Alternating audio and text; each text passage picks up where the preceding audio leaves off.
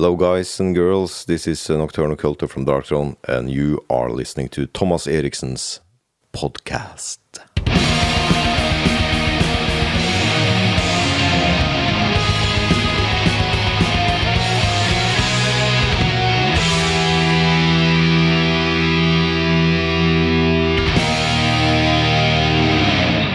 Welcome back to the first episode of the new year of the Thomas Eriksen podcast. Happy New Year or crappy New Year? I don't really know anymore, you know. Here we are, January 2021, and COVID is still around, obviously. By the way, I am Thomas Eriksen, and this is my podcast. I am the main musician and songwriter in the black metal band from Norway called Mork. And I think it's just a couple of weeks ago we got the first show cancellation of this year too. We got the sad news from a festival in Munich, which was supposed to be during Easter. I can't really remember the title of the festival right now. Is it Dark Easter Metal Meeting? I think it is. In Munich. And they decided to postpone it yet another year. Same story as last year. So that's a good start of 2021, I would say. But I know we're supposed to be negative people here in the black metal realm, but for my sake, I try to live in the hope that something will turn soon, but I do not necessarily expect it to happen. Well, anyhow, I keep this podcast up then, so that's a good thing, I suppose. It has grown quite a bit since my first episode back in March of 2020. I think this is, I can't remember what number this is, 20-something episode. And it's been a really cool journey going from not really knowing what I was supposed to be doing, but all I knew is that I have been enjoying podcasts and I would like to try it out, you know. And to this day, I would call it success because there's listeners out there and people are showing an interest. People are polite and kind enough to show their support online, which I appreciate, by commenting, sharing, and just getting involved with it all. Thank you so much for that. And of course, I wouldn't be here without my special guests. And the list has become really, really long and impressive. So to all of you that has joined me over the mic and a few glasses of beer or whatever over the last year, a big salute to all of you. Tusen takk. It's a special week, the one we're in now. This depends a bit if you hear this episode at the time of its dropping or later. But this is... what date is this? I'm recording this on the 11th of January. And let's see here. I just need to go into my calendar on my phone here. On the 14th, the music video for the brand new Mork single, the first single of the new album, will drop on Thursday, the 14th of January.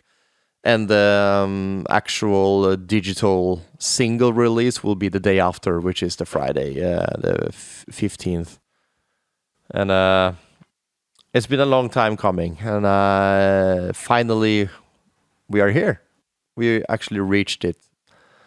A new album was announced just before New Year, and as you hopefully know by now, the album is called Katedralen, and it's the fifth Mork album. Still cooperating with the mighty Peaceville Records of the great UK. And the first single is a song called Arv, which translates to heritage in English. Quite special song for me personally, as it is one of the, I suppose it's one of the last tracks or pieces of music and lyrics that deal with the passing of my father. That happened 3 some years ago, which obviously makes a big and great impact on anyone who loses a parent. But at least to me, this was the way I was dealing with it by, I suppose, just of course taking care of and carrying with me the positive experiences and memories with that guy, with that man, and everything, just taking into consideration everything I learned from him. And even I noticed after his passing that there's even stuff I didn't know about that actually was automatically rubbing off on me, which I just noticed on the day-to-day business of life. How you handle things, how you approach problem and solutions, you know. But back to the track, it's a groovy one. It's a quite slow pace, but it's I'm really proud of it. I think the riffs are powerful, and there's a melodic parts to it as well. The choruses are melodic and semi-clean and clean singing, which I have been doing more and more over the years. Since the first album, Isebakke, was a bit more strict kind of black metal thing. I was just, trying to find my own way within this genre. But over the lapse of the albums, I have let myself loose more and more, creative-wise.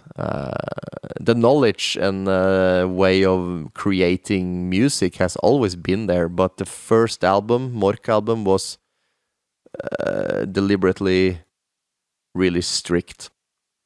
And, so if you listen to that one and you listen to each album up to this new one, you can hear the progression, and that's cool. And anyway, I'm not looking to make any two albums similar, because that's basically stagnating in my eyes. I feel that I evolve as a human being. I get older. The same should be with my music, because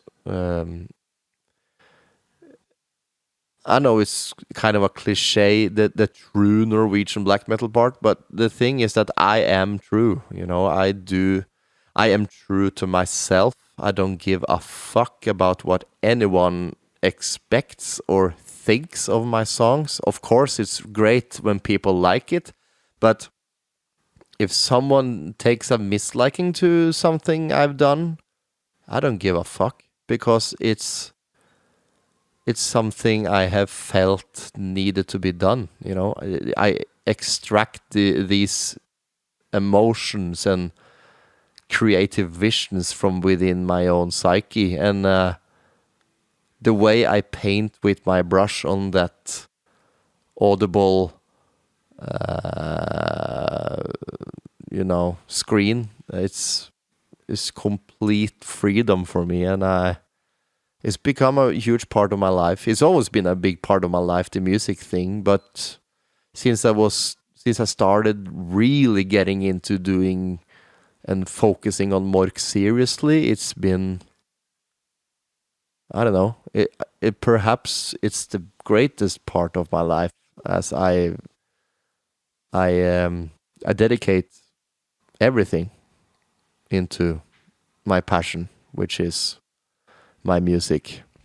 So if you hear this episode the day before the music video and single and stuff is released, then check it out when it's out. If you hear this episode after the fact, after the 14th and 15th of January, go to, I don't know what you are using, YouTube or Spotify or Apple or whatever.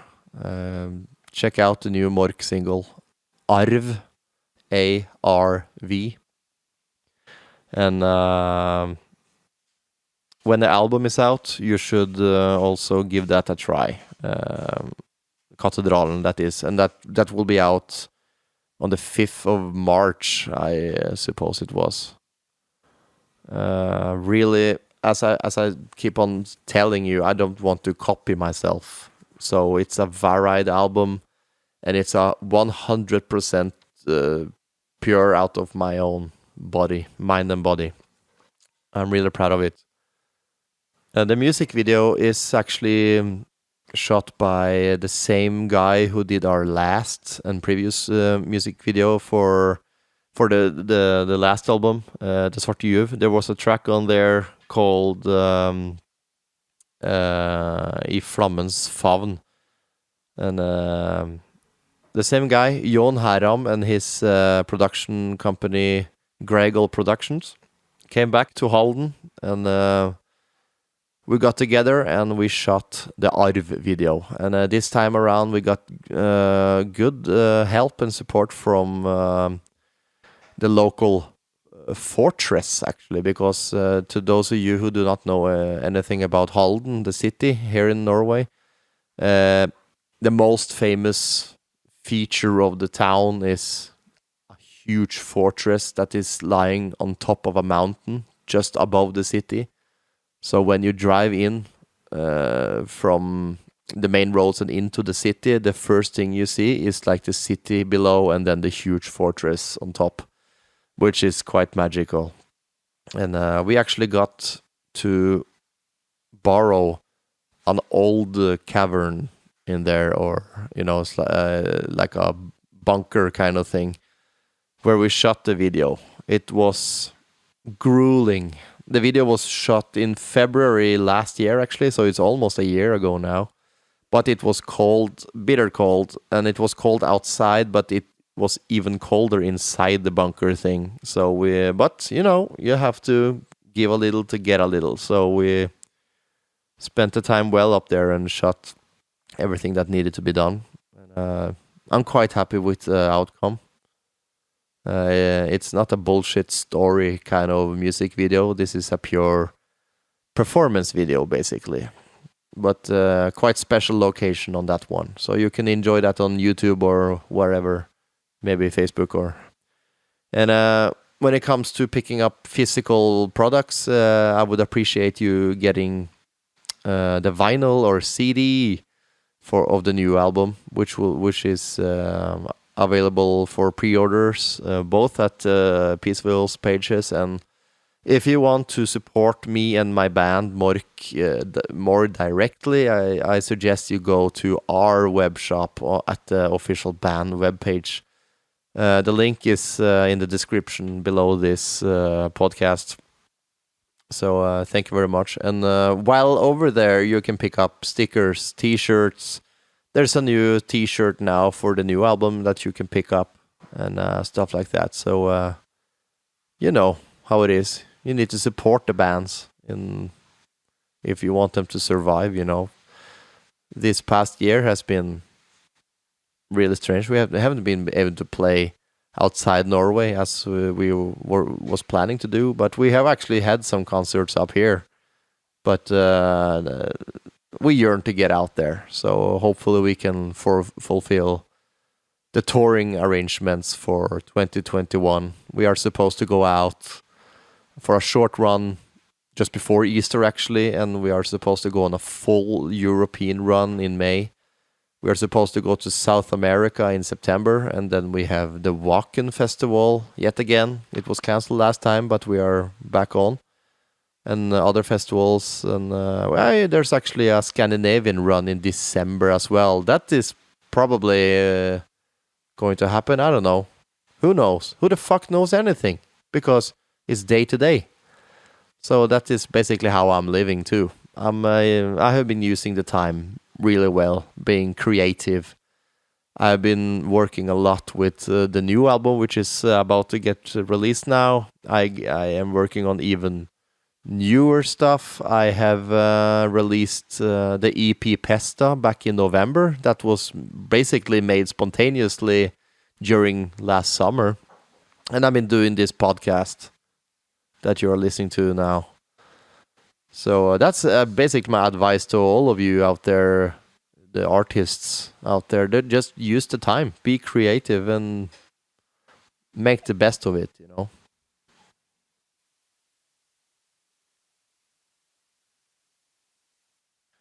Yeah, we are back with a new episode and a new special guest. I guess some of you have been yearning to hear something with this guy. And now it's here. I actually... This was a bit of a side note, but this last weekend I got to go by airplane again for the first time in a year. And that was amazing.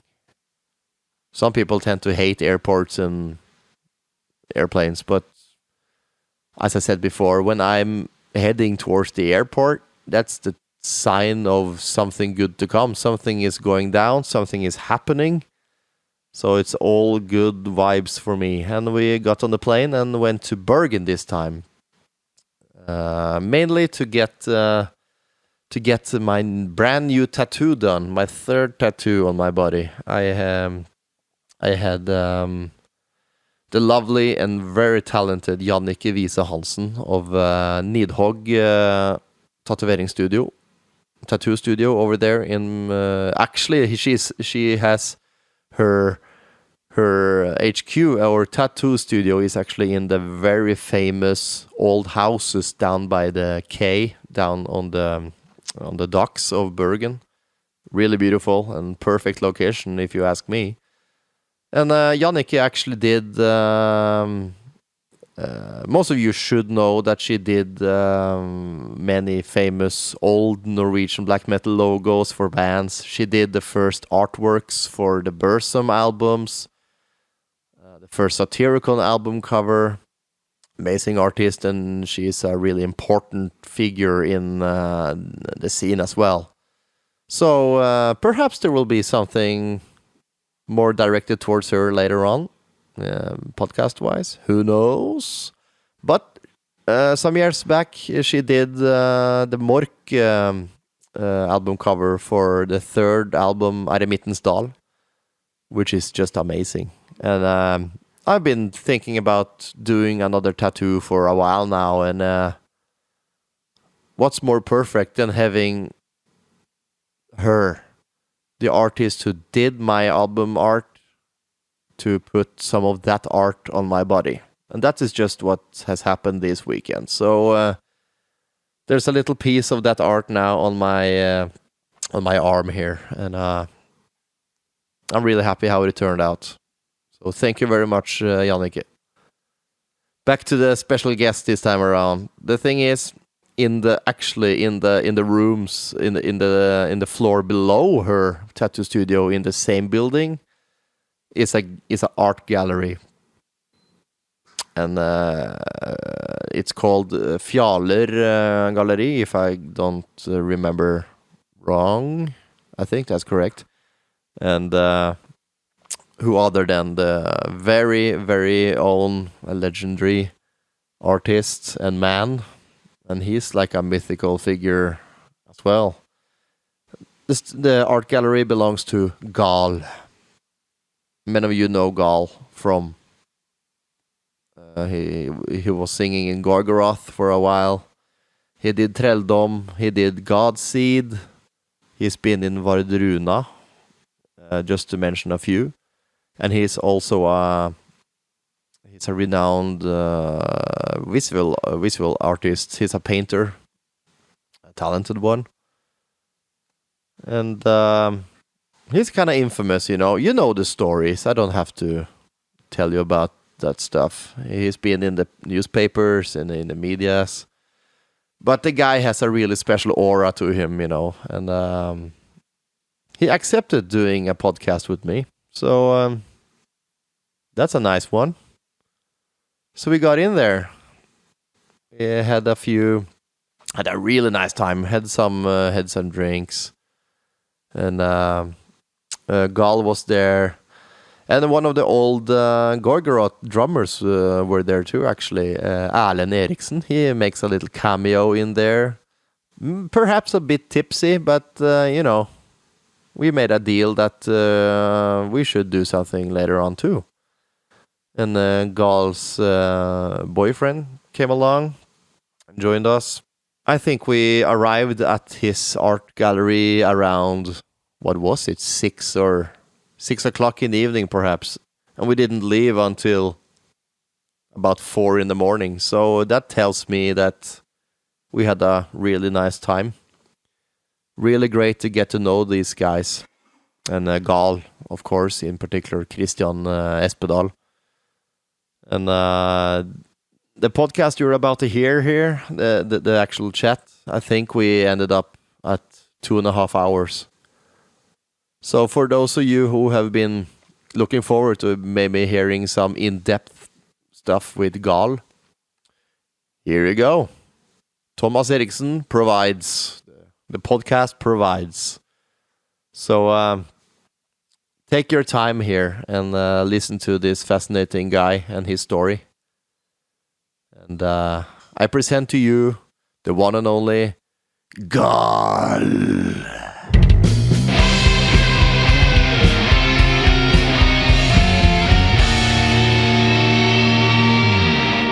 Du kan jo få ekstra artig inside information med innspillingene i Insipid Satan, for eksempel. Det er jo Inside Satan. Ja. Jeg spilte på en plate. Ja, visst. Stemmer. Ja, cool. Okay, I'm out traveling actually. I am today was the first time I was on an airplane since before COVID. And that was strange but great. This is in English, by the way. I traveled all the way over to Bergen, over the mountains and far away, and I'm sitting inside a art gallery right now. And I'm sitting across a gentleman, a well-known gentleman, goes by the name of Gaahl. Kristian, thank you for having me. Welcome. Thank you. Skål. Skål. That's important to drink a bit. And we have Eriksen as a sidekick here, but he doesn't have a microphone, so You don't need anyone. we can do one tomorrow, all right? Yeah. Yes. All right. I always kind of. I'm not a professional journalist because I'm like you. I'm the artist. But since COVID came around, I wasn't able to play. And I enjoy podcasts, you know, so why not just do it for myself? And here we are. I think this is episode 20 something, 2 or... And I reached you, so that's a good thing. You are an interesting fellow. So I want to hear about where you come from, basically. Where did you grow up? Your childhood?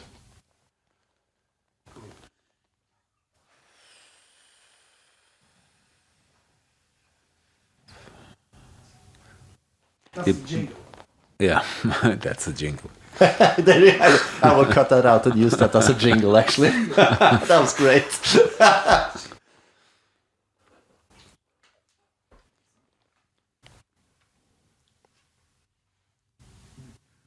Where are you from? Where did you grow up? I'm a bit uncertain, actually. It's I've grown up so many times that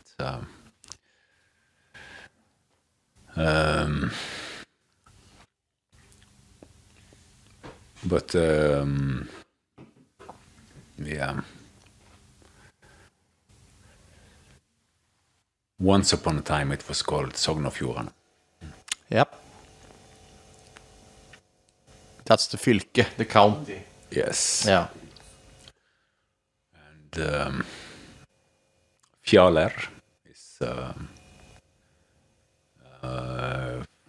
yeah, the community. Yeah. Yeah.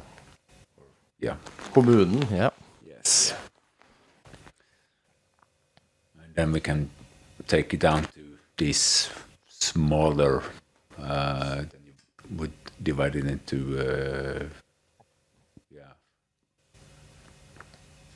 what we call Sogn, Yeah. which is even smaller part of the area, which it would be Flekke or Guddal. And then you could break it down to Espedal, which is the actual place where I'm from. So,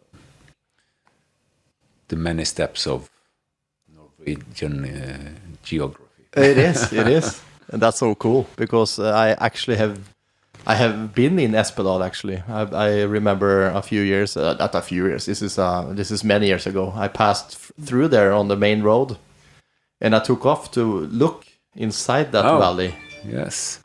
And that was back when I was way younger, obviously, and just starting to, figure out what black metal is. And your name came up, Yeah. and I heard that name, the place.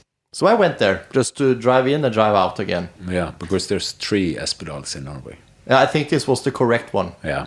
And, if you were in Sognefjorden, then it was the correct one. Absolutely. I think even I saw your house, actually. I saw it on the documentary. and then it is the correct one. Yeah. And I think it was like perhaps 3 houses in total or something.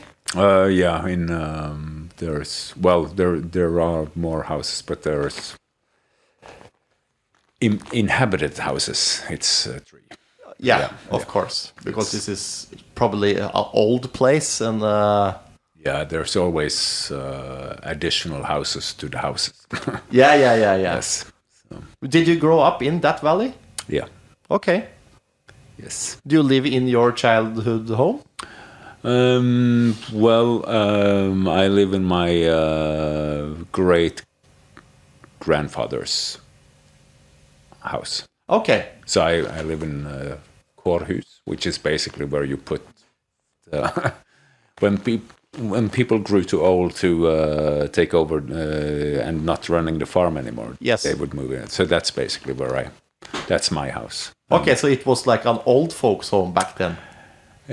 Almost. Yeah, for the elder in The family. elder. Yeah. Yeah. So that's what my house is. It's so it's a extra house on the farm, basically. Okay, because it's a part of a farm. Yes. Okay. Yeah. Where's the main building? Is that further up the road, or? Yeah, that's the neighbor house. Is okay. the main. Because I think it was like a dead end, right? Yeah. You will not. You would have to walk by foot if you want to come to another road. Yes. Yeah, there you go. There's no way out. No. Yep. There's So if you block the road, yep. Cool.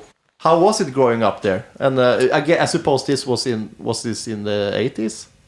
yeah, 70s, 80s, of course, until now. Yeah. When were you born? What year? 75. 75. Then they lived in Yeah.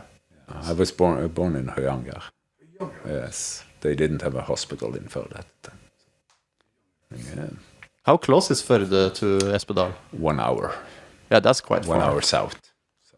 Because the nearest town I could find was Dale or something? Yeah, well, town and town. It's they have a population of maybe 1,500 or so. Also, there at least one pub there then. Not any proper. Really? No. We have had proper places, but of course nothing like this exists. So it would be easier to find it on a even more rural place. Yeah. Than in actually the centers. It's there's there's no proper place to go out to drink. Okay. That's a kind of, if I'm on the road as a vacation thing, which I tend to do quite often, me and my fiance over there. What kind of makes the judgment if I'm supposed to stop there or not? Is there a watering hole here? Yeah. There's a lot of watering holes, but you won't find any signs or... No, there you go. Yeah. Moonshine. How was it to grow up there? Lovely. Yeah? For a person like me, it's perfect. I've had an excellent upbringing in general. And the brothers and sisters? 4. 2 4? of each. Yes. I have a question for you. I have been working as a... what's it called? I'm a billackerer in English. What's that? That's I work at a body shop for cars. Yeah. You know, with painting cars. Yes. And my father did so before me. He passed away 3 years ago, but I worked for my father.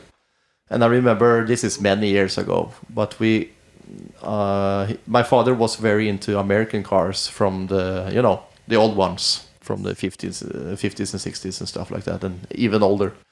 But this was a green, I think it was late 60s car, a big, what we call the flak in Norway, and a big ones, bouncy ones. And it was registered, this was sold, obviously, but it came to us, and it was registered at the Espedal. Yeah.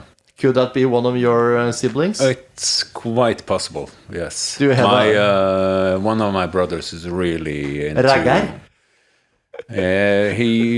He is fond of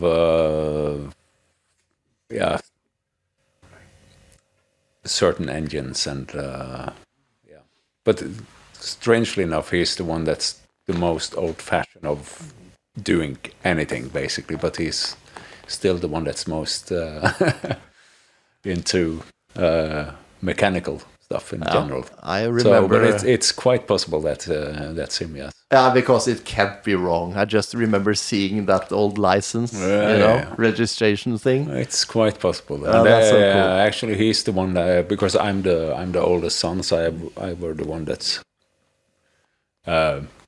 normally the farm would be inherited by the next one, the heritage thing. But I want my parents to go to rest in a peaceful way, without any. So I asked them to give it to to him already. So we don't have to have any arguments with all the siblings and everything. We just skip the generation, and it was okay. So and he's the one he's very into all of these things, but he's also the one that know how to run the farm. And he's the handy one. He's the dedicated one. Both my brothers are very handy. Also my sister. So everyone could basically do it, but he's put a lot of energy into. He's the one that's kind of the most tied down. The dirty fingers and the dirty hands kind of guy. Yeah, problem solver. For me, he is the one that is supposed to have it. Yeah. I would have taken the responsibility if needed, but I know that he will do a better job. You should give him my best and tell him that that car ended up down in my district. Lovely. In Østfold. I think it was a Cadillac or something. Yeah, that sounds correct. Green one. Then it narrows it down even more. Yes, there you go.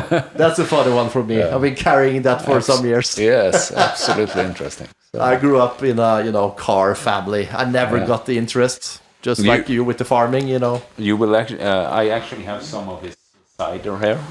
Yeah. So you will actually have to try. So we are going to try some cider now, homemade. Yeah, this is. It's from the farm. Yes, it's. Sorry about the plastic container, but let's see. The one that owned the car made this cider. Thank you very much. What's his name? Svein Harald. Svein Harald. Skål, Svein Harald, and thank you for Skål. bringing us together in some Yeah. strange way. Tiny world. Oh, that was good. It's strong. You know how to. You know what is. Oh, that's excellent. Thank you very much.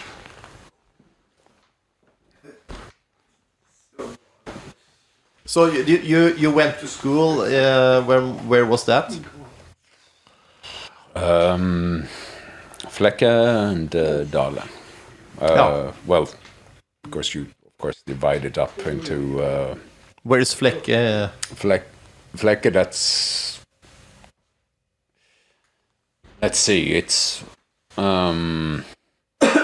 it's about 1 hour 10 minutes walk from my place, Okay.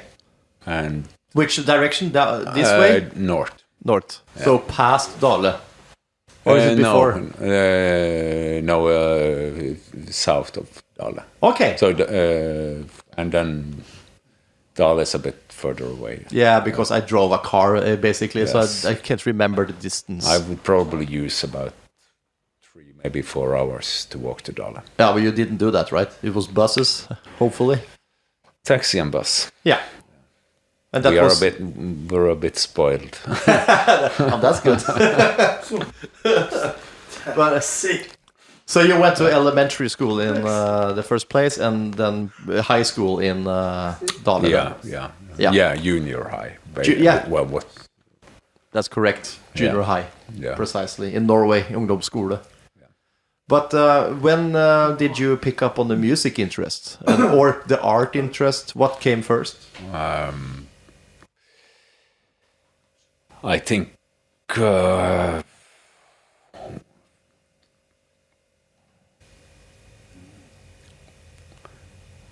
we might.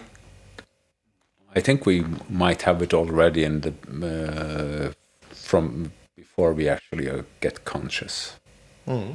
So it's just that we continue, and then we might get stuck in some. Is there any memories from you doing something artistic for the first time? I've seen some of the strange things that my mother have collected, and I can see the artistry already present at a very early age. It's interesting too.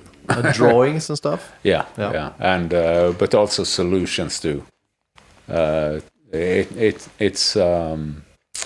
It's interesting to see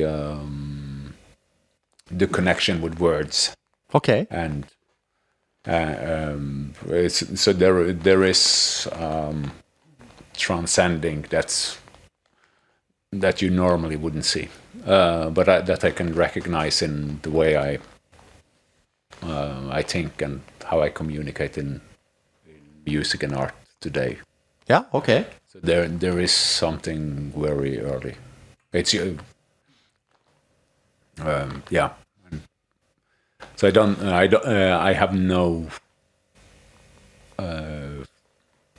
idea when No. it starts, because it kind of have just continued. Yeah. And music is more. It has steps like anything, but that's also kind of thing that you just continue feeding. Yes. So it's not like there's never a decisive moment to this. Yeah.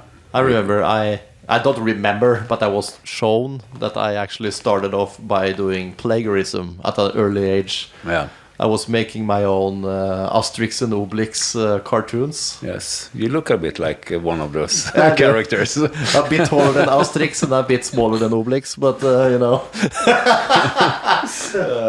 But I remember seeing those drawings with the Obelix pants, and I could write for shit, you know. This was way before even kindergarten. But I made these talk bubbles, you know, and just made up words with letters. Yeah, Didn't lovely. make any sense. The E had like 15 lines, you know. That's it's a beginning.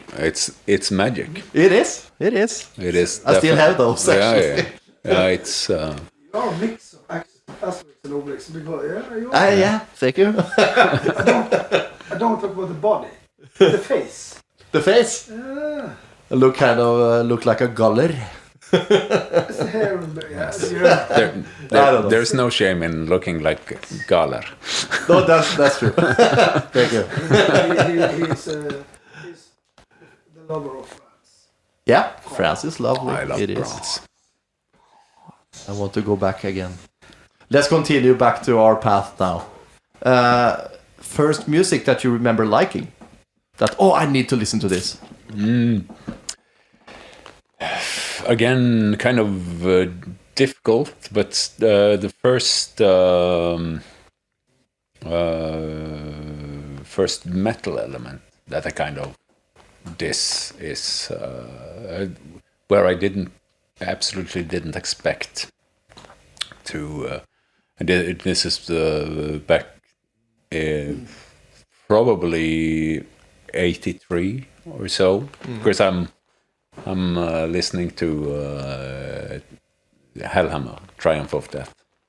Okay, so you went into that early? That's basically when I kind of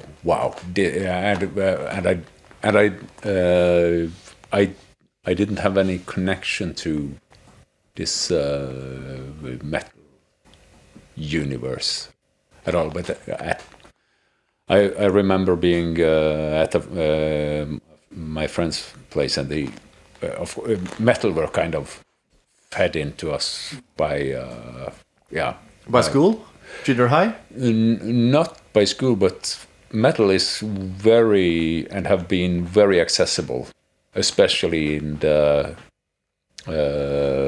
rural places in Norway. Okay. For some strange reason. But so we've kind of been surrounded by some sort of metal in. My first attachment to this when I kind of get this wow feeling is Hellhammer. Wow. That's when I kind of this is something. So that's one of the memories that I have.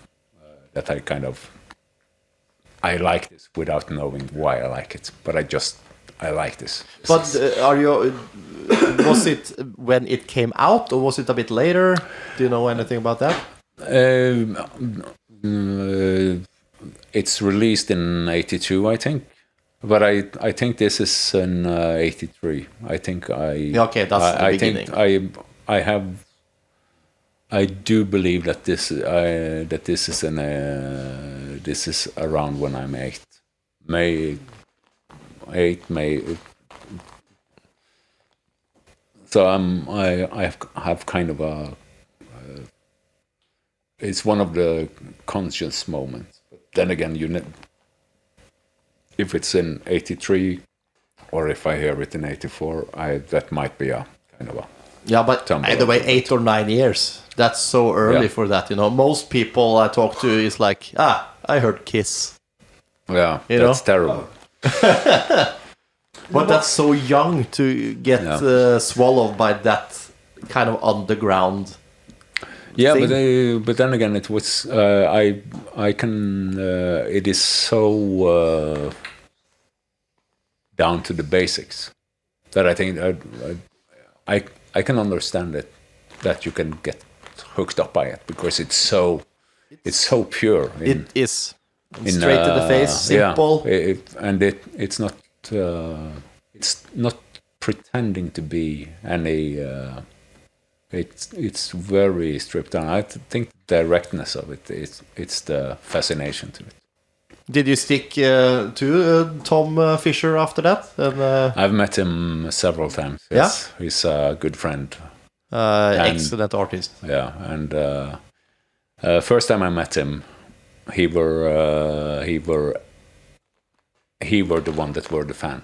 So yeah, it's a very interesting meeting in the sense that I meet him as, so for me to meet him enjoying what I do, and I have this backstory for it. So it's kind of this the mutual feeling there, special. Yeah, it's and he's a fantastic person. A really person with integrity. Yeah, I have never had the honor. I actually played together on the stage with him just before COVID in Italy with Hellhammer, actually. Yeah. Triumph of Death. Oh, lovely.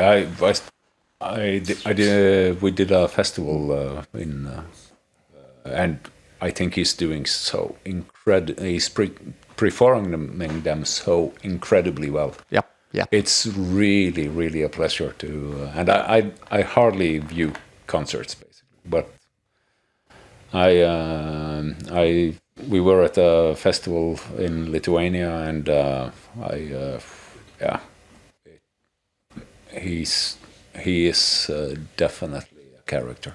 Yeah. And the energy in the music is maybe even stronger now than it's ever been. I love like Triptychon and that stuff. I think it's excellent. So, and he's really inspirational. When you hear and see that stuff, it makes me want to, Tom is one of the really I really like him as a person. I would love to meet him someday. Yeah, he's a good guy. He's approachable. Cheers. Absolutely. Cheers to Tom Warrior. My first experience with black metal was in 1981 with Bergen. They can't hear you. I hope not. That's too far. It's way too far. The microphone is really close. My first experience with metal music was in 1981. I think it was Bursum. Oh yeah, 1981. 81. Okay, no more wine for this guy. No wine. Give him some cider, man. You need more cider. Yeah, I need some more cider too. Yes. So did you like the cider? I did. Yes. Was good. Lovely. I won't go blind, right? It's very lovely. You deserve it.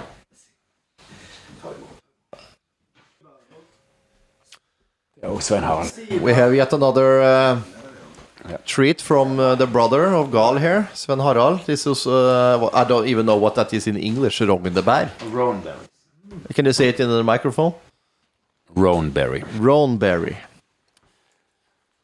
Oder Vogelbeeren in Deutsch. That was a bit more strange kind of taste. I think I have to settle with that. It's a strange.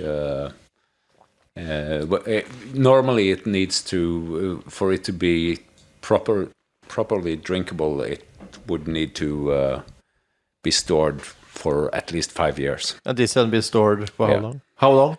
No, that's from last year. So. Yeah, okay. Oh, it's at least a year. It's not yesterday. Yeah, no, it is. Okay, where were we? You were going into music, and you found Hellhammer for the first time as a first love in music, and within the metal universe. Yes. And before that, it was like ABBA and stuff like that, you know. ABBA, ABBA, I've started liking in a way older. Yeah. So when after I started doing music myself, I started listening to ABBA. You know what? This makes me really happy because you are a man who are able to appreciate songwriting and music and don't have to judge anything. And one very interesting bit about the connection with ABBA and Gorgoroth.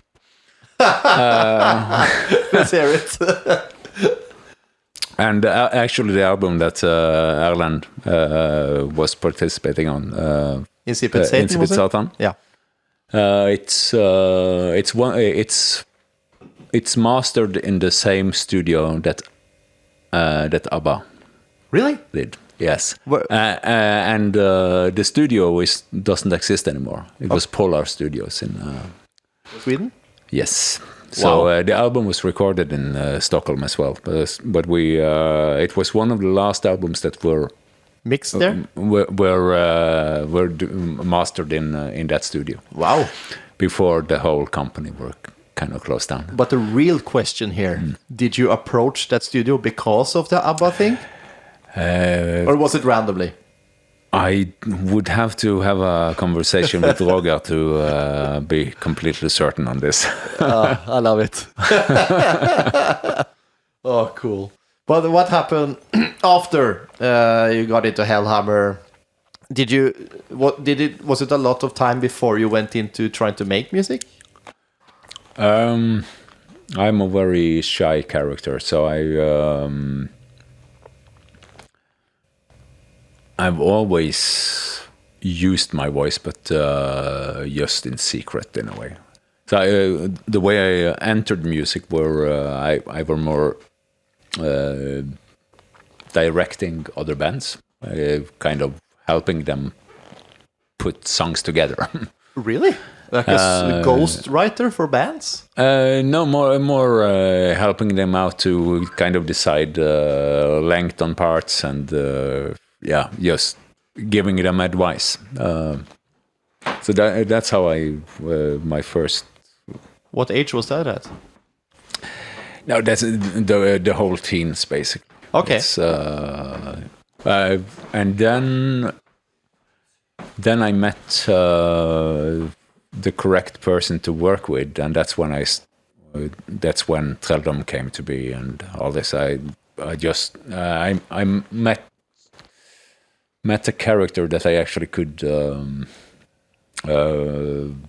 communicate with without where we actually could and so that's where Trelldom started to exist. Another little funny link here to me. I actually got to know a guy also some years ago called, was it Bergen?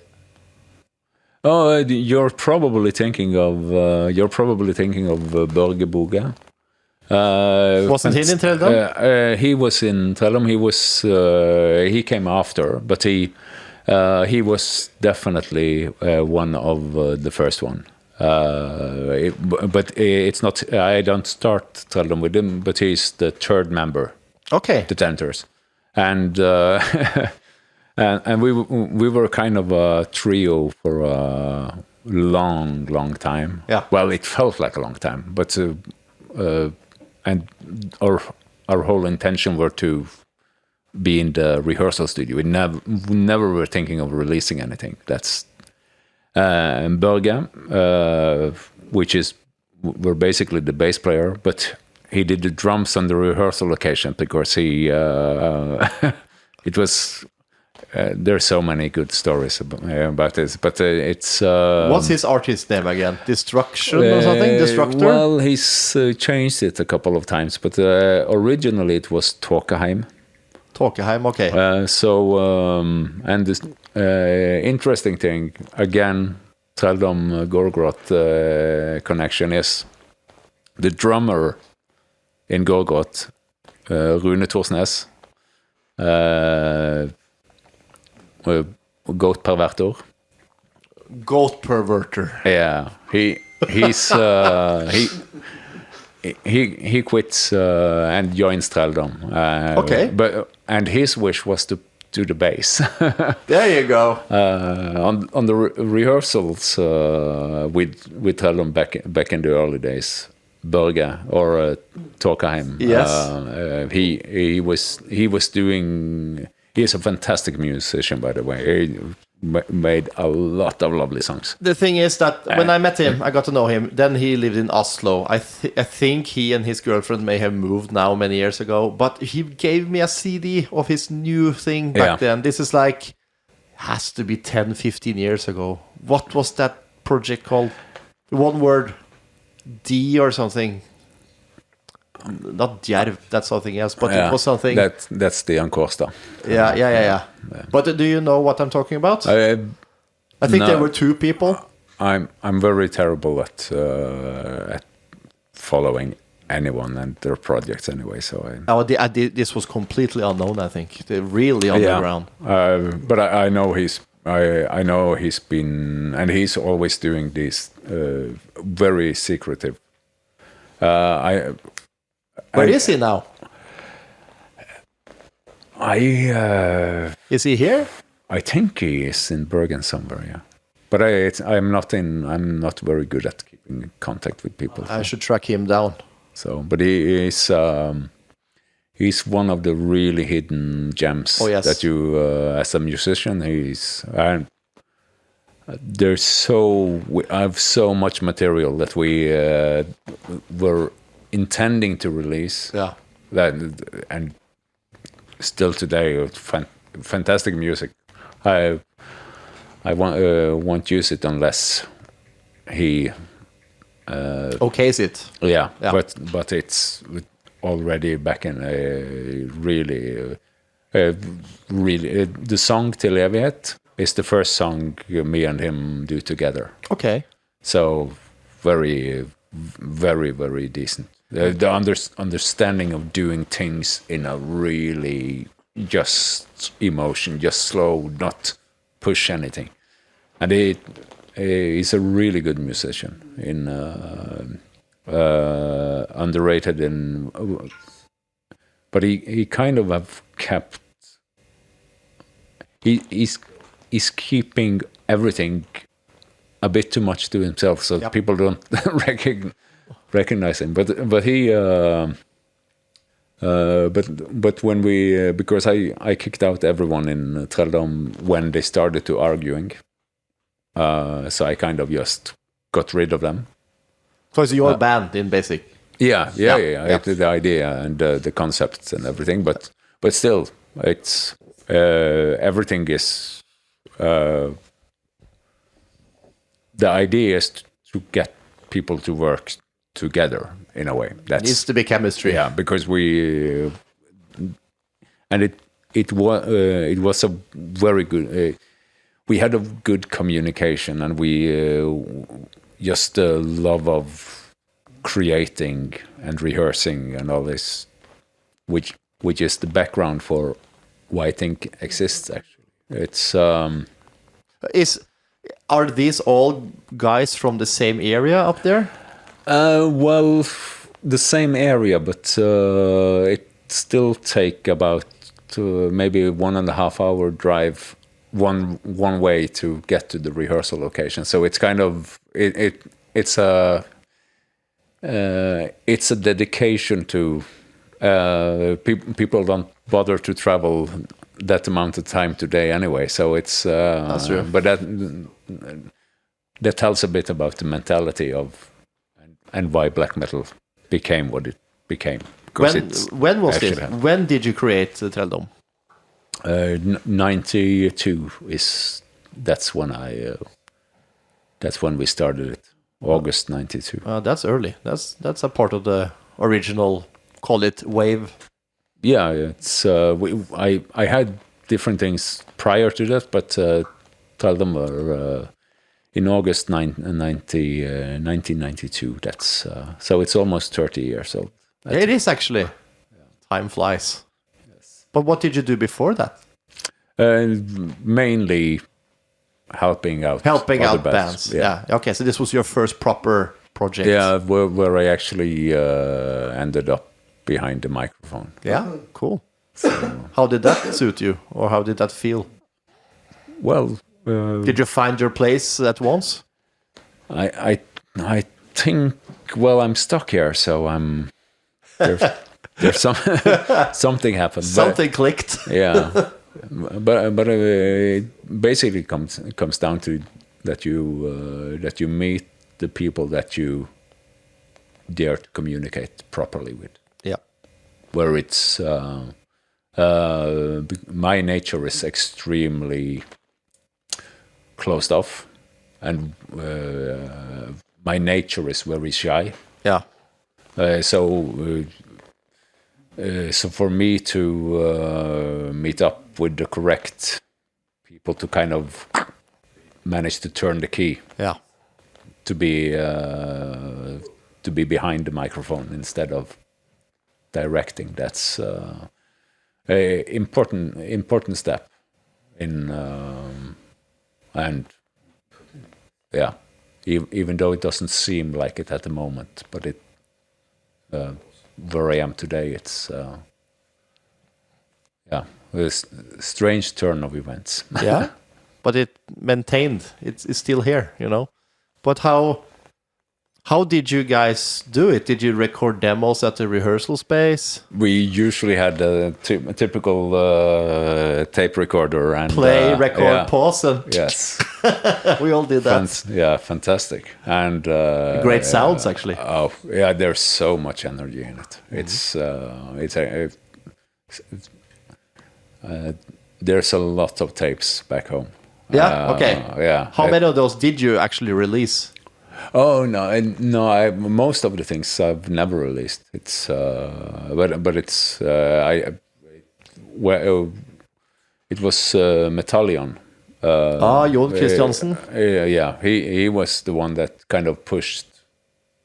You have to release this, and so we went into a studio and did kind of a.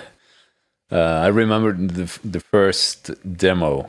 And I'm so tired when I do the vocals because I've been in the studio for 8 hours singing because everyone needs to have the vocals when I do when they record Their stuff. Yeah. Oh man. So and the vocals are the last piece to be of course taped. So I'm basically doing cue vocals for them the whole. I remember the snare had were a hole in the skin of it. So the sound had to be, but all of this. But the vocals are so incredibly slow, and it's basically 8 hours of screaming and. Or growling. So what we hear on the actual thing is on the demo tape. It's basically your leftovers. My leftovers, yes. So that was a proper demo recording in a studio that you released. Yeah, I've never released anything. No albums. Well, I did the till My Loveliness. And the boyfriend enters. Yes. How are we doing? And now the studio album was also Metallion. That was. So Head Not Found, was it? Is that his label? Yes, and he and I had when we released chose to release the album because that was mainly him. And I had already broken up the band. I kind of kicked out everyone because they started arguing, and so I kind of had to get rid of them both. The diplomatic way to do it. And then so we just entered the studio where I contacted Bjørn Inge, which was the one I started the band with. Yeah. And artist name Tyrant. And we so I just told him we should maybe record some of the songs so that we at least have a recognition or a memory of them. And so we got a drummer that were a friend of his. Had nothing to do with metal. He's more of a jazz musician. Okay. Extremely decent, but extremely impatient as well. So all of the songs kind of have increased in speed on that recording because he's the drummer is extremely eager to show how fast he is. Yeah. Back in those days, it's not extremely fast in any ways, but still there's a hyperactivity and a lack of sensibility in the sense of how the music were originally. Yeah, okay. So the atmosphere maybe is not that present. So I entered studio, and what's released is basically a rough mix and almost a live recording. In that sense, I have a proper recording of it, but I've never released it. Okay. But that's where it's done more proper studio ways. Maybe I'll release it one day. But why is this done way later? No, it's at the same. It's done at the same time, but it's, and you didn't release that one? No, because I had no intention of releasing albums. Aha! It was just Metallion that wanted to have. You have to release this. So he released it. Yeah, through I Had Not Found. Okay, so I kind of just sent out. Yeah, this will have to do, and then I have the proper. Proper material myself. that's a funny twist. But when was that released and recorded? Which year are we talking about? I think it's. I don't remember. In 94, 95. Yeah, probably 95. So the band went for about 2-3 years before releasing that one. Yeah, I kicked everyone out. In 2 years. Within 2 years, yes. Cool. But then I already in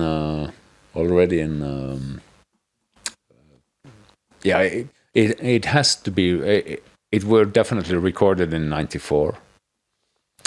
Probably released in 95, because already in 95 I've already gathered new troops for the band. Oh yeah. Yeah, because I find the first one I invite is Sir or Stian Costa. And he were just a young kid, I think maybe 14 or 15 years old or at that time. But one of the few that kind of understood what needs to be understood in music. And then Ronny Stavstand, Valgard. He was more of a long-time friend of mine. So and then we've always kind of had this. The drummers have always been kind of session.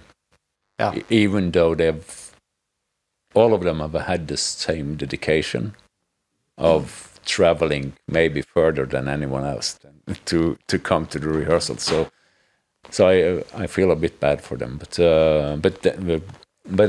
anyway, that's Stian and Ronny were the ones that became the strings in the band. Yeah. And maintain so. At the moment, it's breathing on its own. But I do have a feeling that Stian is following. We're still talking Trelldom now, right? Yeah. Of course. Yeah. I've not broken free of Trelldom. No. Good. So Trelldom is still existing. It's but I'm. But at the point at this stage, it is. I have to operate mentally as if it is solo, but I'm quite certain that we are a duo at the moment. Have you done anything for years?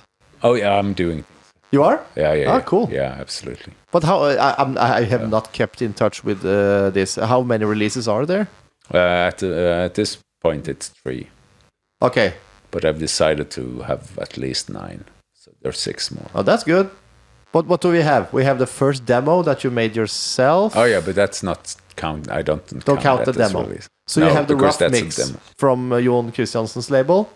Yeah, right? that's an album. Yes. Till jeg vet. And what was the next one? Til et annet. When was that made?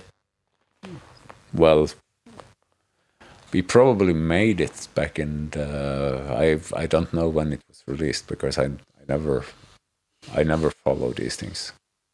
It's but I wonder if we finished it in 97 or 98. Oh, so it took some time then. It wasn't like Yeah, the year after. Because I've never wanted. It's never been the intention to release them as albums. No. It's been, but things have changed. Of course, people get more lazy, so they don't bother to show up at rehearsal locations. So then how do you communicate with music when you don't play it? Yep. It's so it's a struggle in the way that at least Trelldom existed. It's where it was the idea were never any audience. It was basically just that came to use my energy. Yeah, my next question. Did you ever play live? No. That's a flaw that followed with Gorgoroth. Okay. Yeah, and of course I have to mention the third album, which is Til minne. Yeah. Of Trelldom, of course. Yeah. No, it's a flaw that followed with Gorgoroth. Yes. But what happened after Trelldom? What was the next project or band? Was it Gorgoroth? In 97, Roger, in fairness, called me and asked if I wanted to join Gorgoroth. I said no. Yeah. And then he asked me if we have a tour going in I think it was in April or so. So April 98. And if I could help out vocally, I already knew Tormentor. I kind of had a like the old snail mail communication. Me and him had traded tapes for many years already. Yeah, at least back in I met him in 94. So we kind of had a good dialogue in a written sense. And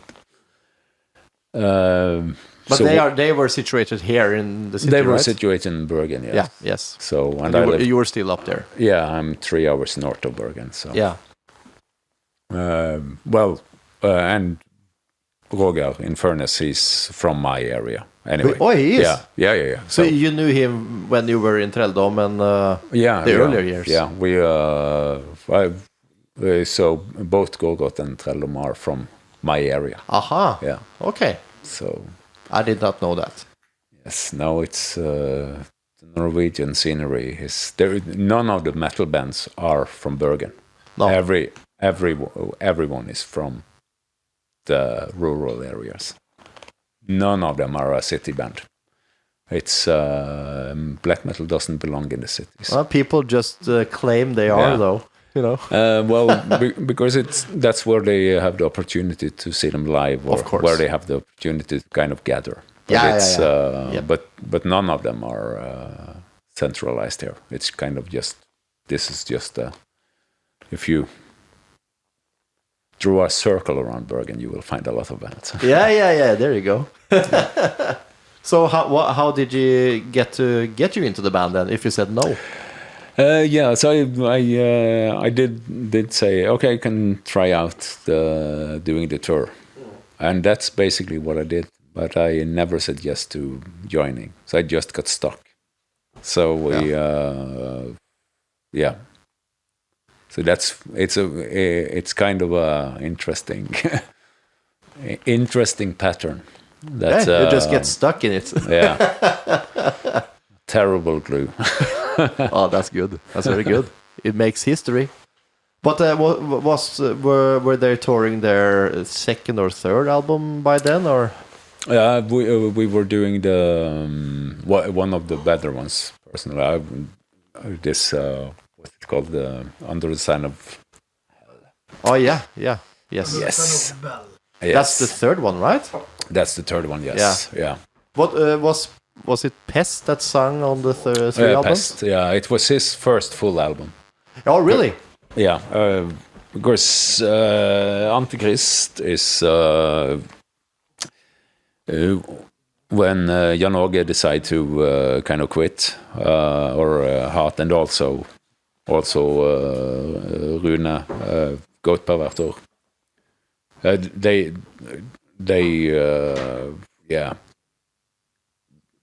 They choose to jump off the whole train in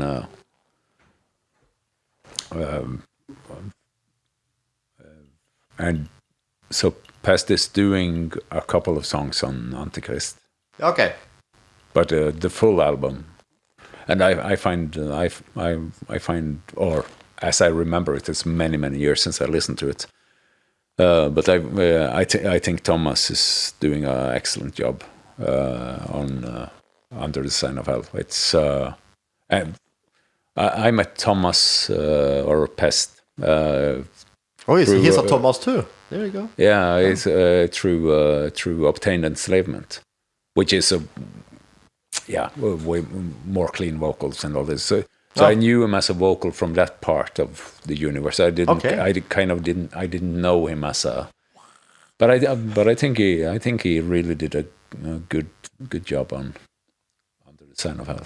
It's there's a lot of good songs on that album. I'm a big fan of Antichrist. That stuff. You know, Katarina's bortgang and that's Pentagram. It's Pentagram. Yeah. Okay, but anyway, and that's Jan Åge.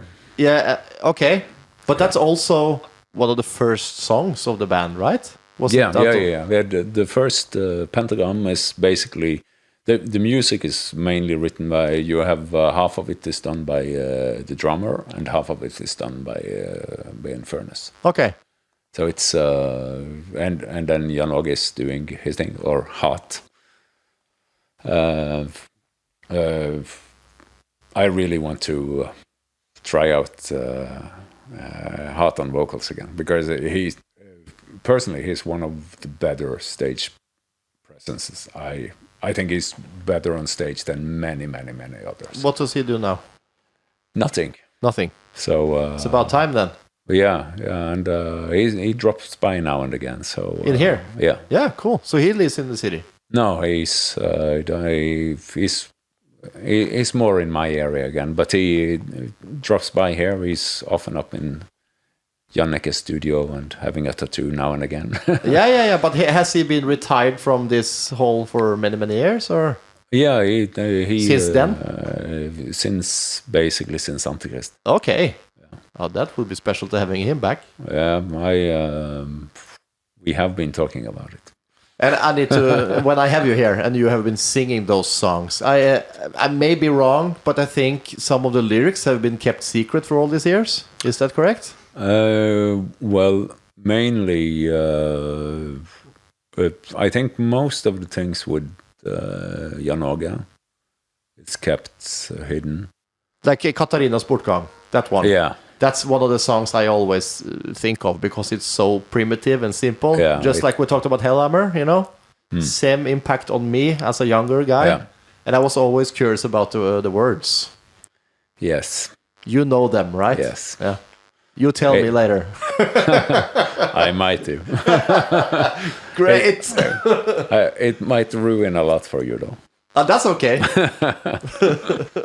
Okay, so it's been secret then. Yeah. I understand. Yeah, no, it's mainly the hidden lyrics are something that I not that they need to be hidden. It's more, but I don't want to spoon feed people. No, and people want everything at once, and I want people to pay attention. So I have a rule that I don't put out the lyrics. Not for your stuff too either. Yeah, I don't even write lyrics. Aha, you memorize it. I memorize it. Yes. Oh, I could never do that. So it's even when I work in studio, and that's why I can't do too many disturbing things before I enter the studio, because I need to kind of, okay, this is where I am. Like when I didn't get a text. Yes. But I'm terrible at that anyway. So. Yeah, I was told, so I'm sorry. I will call next time. So but it's also on usually on flight mode. Oh, really? Yes. Yeah, you're true black metal. I prefer flight mode. Oh man. So, but anyway, but lyrically, I don't want to, because the lyrics are a huge part of any song. To me, it's the poem, you know. But it's almost separate from the song, in my eyes. Yeah, but it is one of the last parts where you kind of have to separate the proper listener to the ones that are just listening and headbanging. There's nothing wrong with listening and headbanging. That's completely that's fine. part of it. But it is all for me to kind of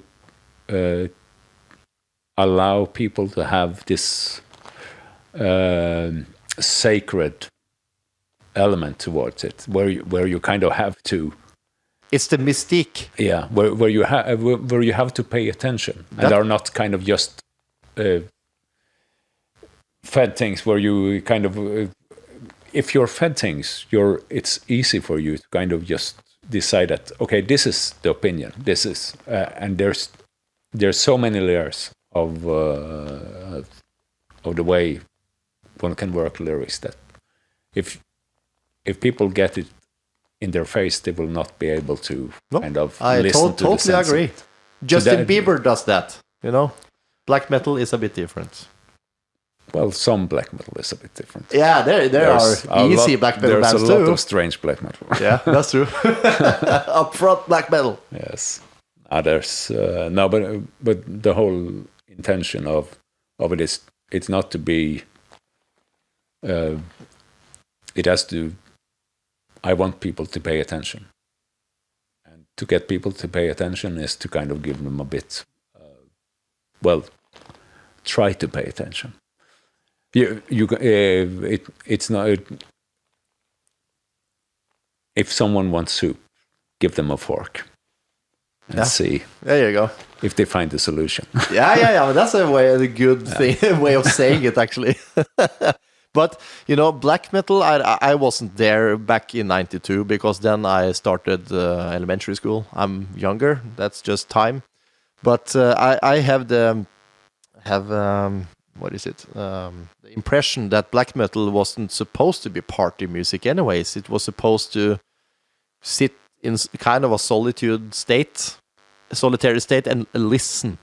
You know, it wasn't supposed to be beer drinking music. Yeah, no, it's more art than party music, if you know what I mean. Yeah, and like I say, with Trelldom, we never even thought of releasing an album. It was kind of just, but then again, I never thought of Trelldom as a black metal album until it kind of back in the days because people think that Norway we did have a certain form of musical expression which is more of a zeitgeist. It's strange to see how it happens because it starts already in the late 80s, but it's basically it happens all over Norway. Yeah. So the whole the expression is kind of dropping in from, and there's no proper connection to why this happens. And this is one of the things that fascinates me because it happens in it doesn't happen in the cities. It happens. Yeah. Yes. I had a lot of communication with the rest of the world. Not so much in Norway, Well, of course, a couple of people in Norway as well, but a lot of people in Poland, a lot of people in Japan, a lot of South America, Germany. Tape trading and snail mail stuff. And this was the normal in a way. So there were certain things that were happening, and so you were social. Yeah, I even had a secretary that did really a lot of interviews for me and everything back in the days, and that tells a bit about my laziness, in the sense of because I had at least 2 full bags of letters every single month. Yeah, and it's a lot of writing. But this is after you starting to build a name for yourself, I suppose. No, this is in the tape trading days. This is the early tape trading. Wow. Okay. So it's so when I'm releasing things myself, basically, it's because I tape traded for other bands as well. So so you were kind of like a hub. You were like Battalion was. Yeah, he was kind of a hub in Østfold, you know? Without kind of but people sent me tapes, and they send this around and things. And okay. So I kind of just were a distribution network. Yeah. Wow. Without taking anything for it. Yeah. Yeah, just I want to share. In shell. So I had to have. I had a friend of mine that were kind of doing the extra things as well, in the sense of, because it became quite a lot. time consuming, I suppose. Yeah. Because we have to do other things to live as well. So you don't have automatic email replies. You have to. Today Robin is doing all the communication for me. So. All the interviews. There you go. You should do mine from now on. I never do written interviews anymore. No. So I feel that they are filled out already in the early 90s. I suppose so. So normally I never do. I do phoners now and again. Yeah. But preferably not. And okay. So it's kind of face to face. That's what works for me too. I do a lot of phoners, but it's a bit strange. Yeah. Because I don't see the face, you know. And but Robin is the one doing all the social media and everything for me. So that's okay. So. Cool. So I don't know anything. You have no clue what's going on there. That's the way it's supposed to be. Let's go back to the Gorgoroth history then. You did the tour? Yeah. How did that work out? Turbulence and got stuck, yes. Yeah, there you go. Yes. How was the shows? Did they pull a crowd back then? Oh yeah. Back in those days, let's say in Europe, Europe was kind of stagnating in the sense of a crowd when it came to black metal in between 2001 till 2003. It was really dead in Europe, but that's when we did South America. So we didn't get to we didn't see the effect basically. And then after we did the Poland show, we black metal became what? Oh yeah, more. It came back a bit. Oh yeah. By all means,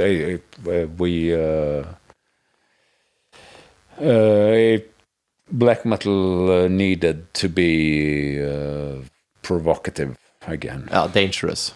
Yeah, and so 94, black metal grew again in Europe. But 2004, right? Yeah. Yeah, and that was the one with the naked people on the stakes and stuff? Or what was it? They were just crucified. There were 4 crucified people. But, yeah. But that's the first time we did that kind of show. But we had that as a topic on the upcoming tours, and but that one in particular got a lot of attention because of the state of Poland, I suppose, like, as a religious state. And we were banned by the lovely Pope at the moment. So. Oh, that's great. So that's PR you can't buy for money, man. He died 14 days after. So you did? Okay. So talk to the devil. Oh, skål.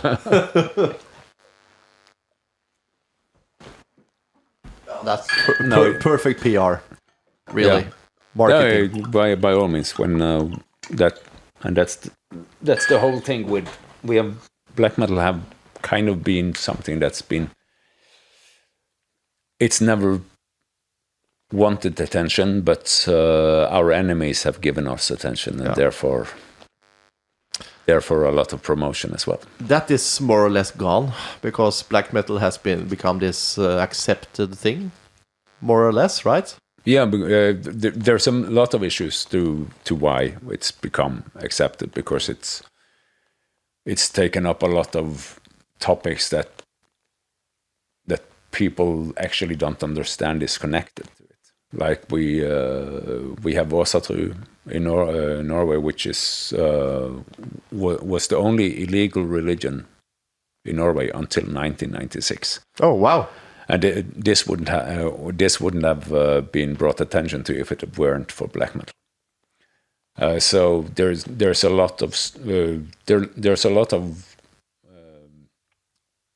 people like to think of things as worldly, but there's a lot of local politics, like inner politics, that where this has actually been. There's been a lot of positive changes because of black metal, and not that we thought of it as intentional, but it has been. If you see it in the aftermath, you can see that it has definitely been important for the change of how. And we're not a Christian state anymore. Exactly. So and this has been brought. The attention has been. Black metal has been an extremely important part of this. But I actually don't think it would have happened if it weren't black metal. I would agree actually. But what do you feel about it being publicly accepted now? For instance, only I think it's a couple of months ago, Ted Kjellum, Nocturno Culto. He Lovely. He's a very nice gent. Yeah, good send friend of my mine. Regards to him. I will. I miss drinking wine with him. So the three of us should get together. Yeah, absolutely. Yeah, absolutely. Sure. Come over to the eastern part. I will. You're always welcome. Only some weeks or months ago, he was actually sitting with Harald Forsberg at Nasjonalmuseet, being inducted into the Norwegian cultural heritage. Yeah, A Blaze in the Northern Sky. What do you feel about that? Blaze in the Northern Sky is a fantastic album. It is? Yeah. And it is a part of the Norwegian heritage. Oh, yeah, by all means. Black metal is so important. It's the most important thing that ever came out of here, culture-wise. Yeah, and absolutely. It is important, even though it was never the intention of creating it, but it has become, and strangely so. But it has become an extremely important part of the Norwegian heritage. Yeah, but do you kind of feel at ease with that? Is that okay? Are you comfortable with it? As long as we don't get lazy. Yeah, it's there's been there's a lot of issues that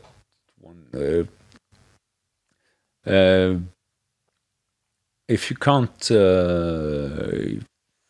You should always remember to be a wolf.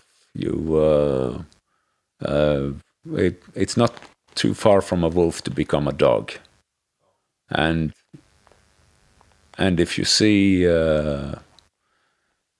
society as an element of being humanity, it's easy for them to kind of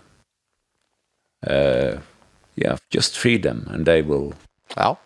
So it's so I say that it's not necessarily a negative, but if you are a wolf, you have to remember to be a wolf. Yeah, but you can be an old wolf that knows how to behave, you know. Oh yes, because those guys aren't they're not the scary punks in the street anymore that people fear. Now it has become all about the music and the art, not the burning stuff and killing others. No, but that was never the main importance anyway. No, that's true. But in the big picture, people look at it. Yeah, but that's how people recognize it. But it was never part of it was never an important part of it. But it seems like now that outsiders looking in are now appreciating the art. Yes, because there's not that much bullshit going on. A lot of them like it because of the provocative elements with it, and that's true.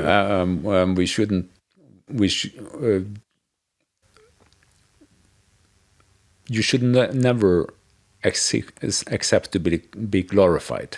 No, because the view of the ones that glorify you are not necessarily the one what you represent. Yep, it's so it's the same danger as to be accepted as part of something that you might fight against. It's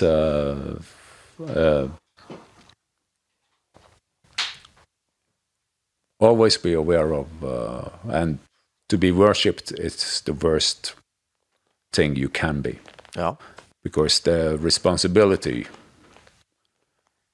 to someone kneeling is terrible. That's the least black metal that you can be. That's true. But back to the Gorgoroth story again. What was your first recordings with them, and how did that process come about? The first thing were with the Destroyer. Yeah, and I really Destroyer is a song that Mr. Tormentor did the music. There's no drummer on it; it's just a computer drummer. Okay, but it's a song. I haven't sung that song for many years now, but it's a really good song. The sound of that is really brutal. And with that computer drummer thing, it makes it sound extra brutal, actually. It's because the whole Destroyer album is basically leftovers from the earlier albums. But Destroyer is one of the song Destroyer is completely new. Okay. Yeah. And that's kind of the entrance to the band for both me and Björn Olav or Tormentor. Excellent guitarist. Sadly, that he kind of got enough of the band when the chaos became too strong. South America is not for everyone. So I have yet to go there. We were supposed to go there last year, but it has been moved. Yeah, it's a lovely continent. Good audience. Insane, of course. It's passionate people. So extreme. But really, there's and it's probably a bit more chilled now than it were back then. But back then, when we went over it, they weren't used to Norwegians traveling. No, yeah. So how was it? chaotic and excellent. Yeah. Big crowds? Oh yeah. Well, the streets were more filled than the venues. Oh wow! So it was overly packed. Yeah. It's you wouldn't believe it.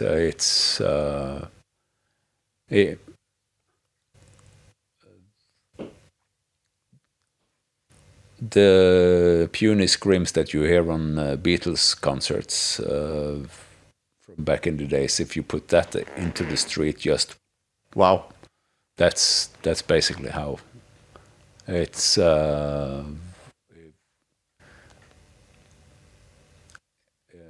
Really, really passionate and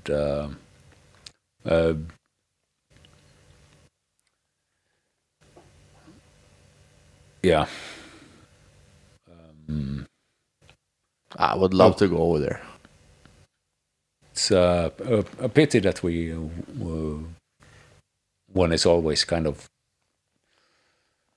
closed down to the narrow space of a stage, and when you know how many that kind of want to be there. Yeah, but how big capacity club was it?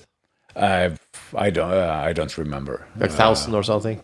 Yeah, probably more than that as well. But it's kind of the streets are. Yeah, the streets are filled up. It's kind of when you have the National Guards to kind of guide you to the stage, because it's too.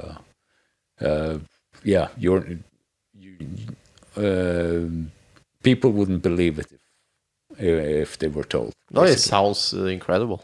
It's. What were you guys able to be shielded over there? Oh yeah. We also were of the. We didn't reveal our faces until '94, I think. Ah, yeah. So we maintained a certain hidden. Yeah. But that was mainly because of the Norwegian media. It were never. So it was basically and also the tourists that were flourishing around. The blackpackers. Yeah, they. You had them here too, right? Yeah, there were a lot of them. So so it. But mainly back in the day, it derived from back in the days when you had the police following you all over the place and questioning. So kind of. So it took basically 14, 15 years for us to now we can drop the mask. Yeah. Because it was we kept an anonymous appearance, and that's also kind of it's almost something that I've forgotten. But to see how I had a police car standing out of my residence every single day when I back in the 90s. It's the government had funded the police extra to watch the black metalers. Yep. And it's it's things that I've kind of forgotten, but when you remind me of the story, and when I sit there and talk about the story, I remember them. And that's the good thing about this talk right here. That's what makes this kind of interesting, It is. It's a different world than what you grow up in today, and it is interesting. I couldn't imagine how it would be to be the suspect every day, just because of someone in your scene has been a bad boy, then. No, but it's let's see. Did you know the Oslo guys, by the way, or the other side? Yeah. But, even back then? Some of them. Yeah. Far from all of them. It's kind of. Did you travel to Oslo and hang out at Elm Street and do all that? Not in the early days, and the same with Bergen. I kind of like to be on your own back home. Yeah. It's but I came to Bergen now and again and to Oslo now and again, but it were never connected to. Also, the Black Packers never came to Bergen to see Gaahl at the garage. There's probably been a couple of them, and they're still Still searching. So, but I never paid attention to that anyway. It's when I meet people, It's but You know, I had one of these with Gylve, with Fenris. And he was like Elvis, you know. yeah, Insane. But he actually sat there in the same booth at Elm Street and when people came in, you know. Yes. It's strange. And he's kind of a shy guy too, you know. So most black metal guys are. Yeah, very few of them want to. Hey, look at me! Look at me! Very few of them. I get Abbat is an exception there, I suppose.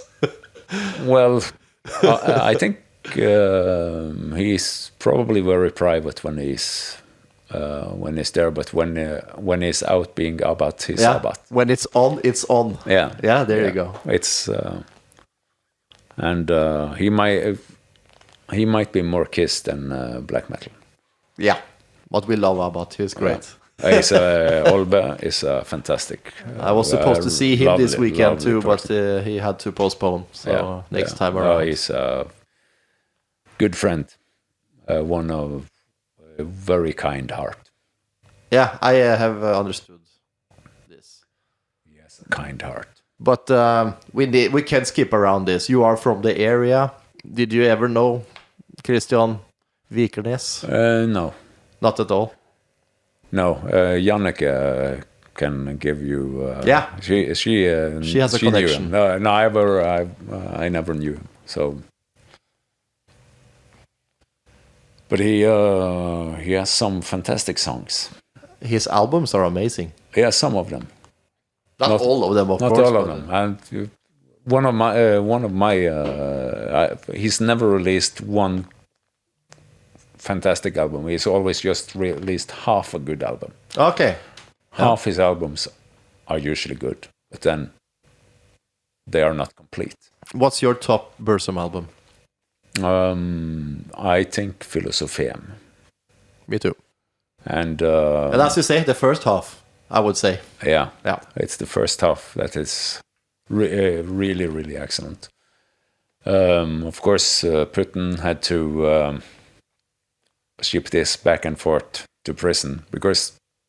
Yeah, because that was recorded before he went in, right? While he were in. Well, it was recorded before he went in. Yes, but the mixing and everything else. So Putin had to do a lot of work there. Yes. There's something really special with the sound of that album. Yes, and it differs totally from the three before. Yeah, you know. Yeah, but I find the Jesu Död probably the best black metal most song beautiful guitar riff in the world. Yes, and I love that song. Me too. Oh man, Jesu Tod. So simple. Yeah, it's 3 power chords. Yes, you know. Magic. Typical Trelldom. Skål, Kristian. Skål. Well done. Okay, where were we? We were talking about Destroyer. Where were that recorded? Grieghallen. It was? Yes. Okay, so you worked with Pitten then? I worked most of my albums with Pitten. Okay. So he's not working in Grieghallen anymore, but... That's so sad, because I never got to go there at all. And it's not that long ago that he shut it down. You know, a couple of years? 3 years? 4 years? I think it's actually... it's probably 7 years ago now. I'm getting old. Yeah. You know? But I remember... Time flies. It does. But I remember seeing it, getting posted that, okay, it's shutting down. I was like, no! Because that was one thing I wanted to experience, you know. Yes. Recording there. But he's still recording, though. He is? So I'm... Home studio? No, he has his own... I know he has a location out 10 minutes walk from here. Okay. So he's still recording, and I have one of my old bands that I have a plan of recording it this year. one of my old bands. The music have been finished since '93, basically. So it's time to record it. So let's not beat around the bush. It's Trelldom then, right? No, it's Sigfader. Okay. So it's It's a project that never came to be back then. Oh yeah, we have demo tapes that we never released, but we have many albums. But this happened simultaneously as Trelldom. Yes. Why didn't you say so when we was talking about Trelldom? No, because at the moment I'm working with 5 albums, Wow, yeah. so I can't talk about all of them. You are really creative, sir. No, I just do things. You just do things. Yeah. And then some of them might become things, and some of them might just vanish. But I need to ask, what's the difference between those two projects then, from back then? The one. oh yeah, no. Topic wise, it's and I were actually we're actually thinking of, when I first split up Trelldom, I were actually thinking of bringing the musician that I work with into the album, but I need to keep things separated. But music-wise, what's the difference between the two camps? Music-wise, it's Stian makes all the riffs, and in Trelldom, it's been more of a kind of anything from me doing the music to others doing the music, and but in it's more conceptual. This Sigvard is a clean concept. It follows. But is it a black metal project? Is it an ambient thing? Is it? No, it would probably be categorized as black metal. But then again, I don't. It has a folkish note to it. Okay. Yep. But it's not to draw lines or comparison here, but kind of like Dark Throne and Isengard. If you know what I mean. For that's more folkish, the other one. Yeah, but still vocally, it's maybe more extreme vocals than all of those bands put together. Yeah, okay. Good. So no, more musically, the way the music is built, it's more built.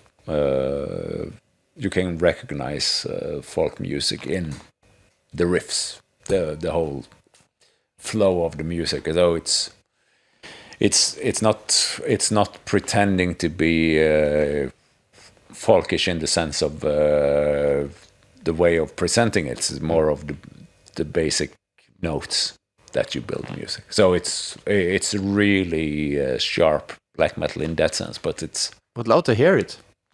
One day. Yeah, cool, awesome.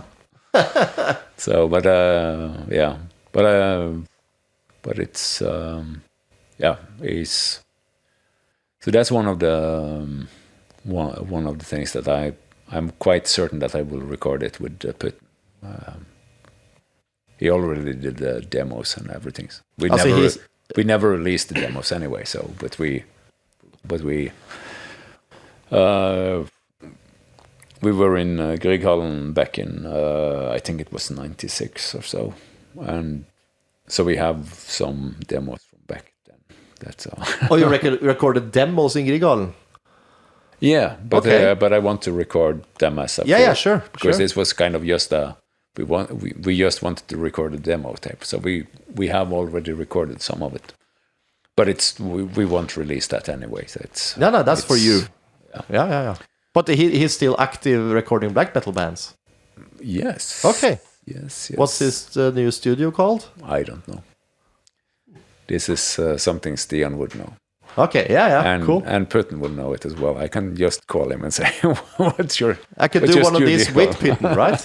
You can hook me up with him. Of course, you could. Give me his number. You should. I will have to call him tomorrow and see if it's okay. Do that. Awesome. Yeah, of course he's someone you should. He's an important character for sure. And I actually have a mutual friend of his in Halden. I don't know if you know Tom Skjekleseter. Heard about him? Has been a music journalist since the, I don't know, 70s. But he's like the big boss back in Halden. Yes. He's into more country and roots kind of things, you know. But since I'm the only black sheep in the city and the black goat, the black metal guy, he kind of likes me, you know. And then he is starting to get a little air for black metal and think it's interesting. So he has talked about Pytten, but about Pytten playing in his old band. Oh yeah. Pytten is a good musician. He's a bass player, right? Yes. Yeah. How many albums did you do with Gorgoroth? Let's see, Destroyer, and then of course Incipient. So just 4. What was the last one? Is that the Ad Majorem? Ad Majorem, yes. That almost didn't end up as a Gorgoroth album. Tell me the story there, because that is my favorite album that I've heard with your vocals on it. Yeah, it is the... And now you can't find it anywhere. No, but that's because Infernus don't want people to get hold of the 2 albums he didn't do anything on. That's such a sucky thing, because on that album you have a track called Exit.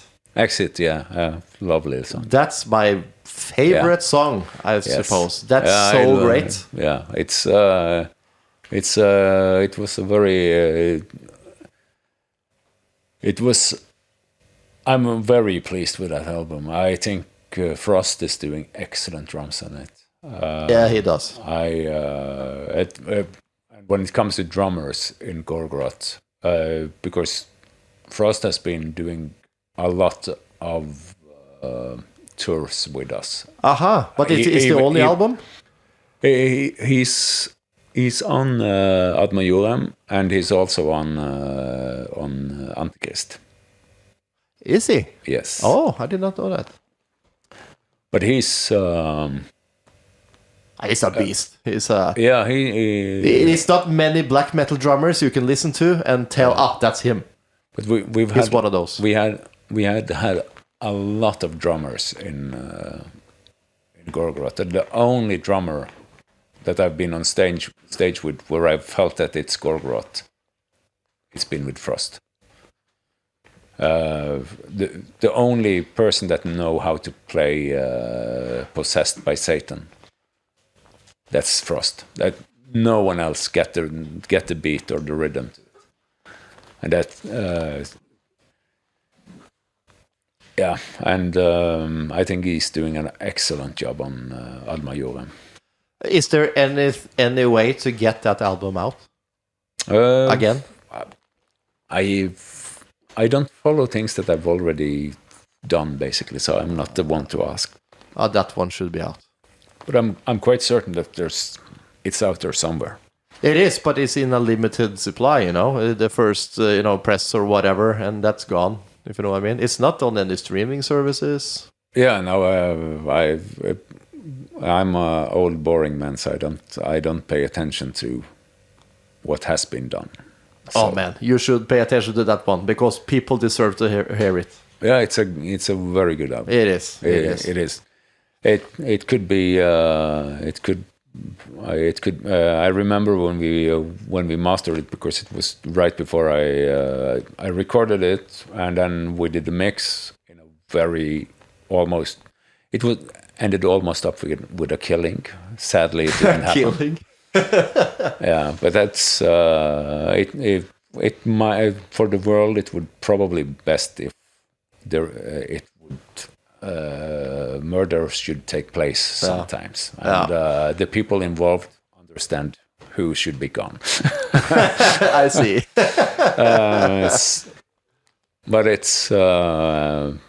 But we managed to finish the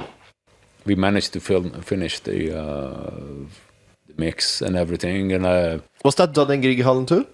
That was done with Herman Larsen I don't know the name of the studio. It's a different one here. Yeah. Yeah. But it's still. That's the Bergen. enslaved guy, right? He used to do the keys Yeah. for enslaved. Yeah. Well, for a period, but this is before he joined enslaved. So, Aha. Yeah. So it's. I see. Yeah. There's. Sorry, I'm just cutting in here and there. No, that's my tendencies. Yeah, but Herman Larsen Yep. is the one that did the album with us then. Great job. Great work. Yeah, a lovely person to work with, and but I actually met him first in Grieghallen. Okay. But that's when I first started working with him. What was he doing there? Then he was kind of helping out there, kind of being Tech.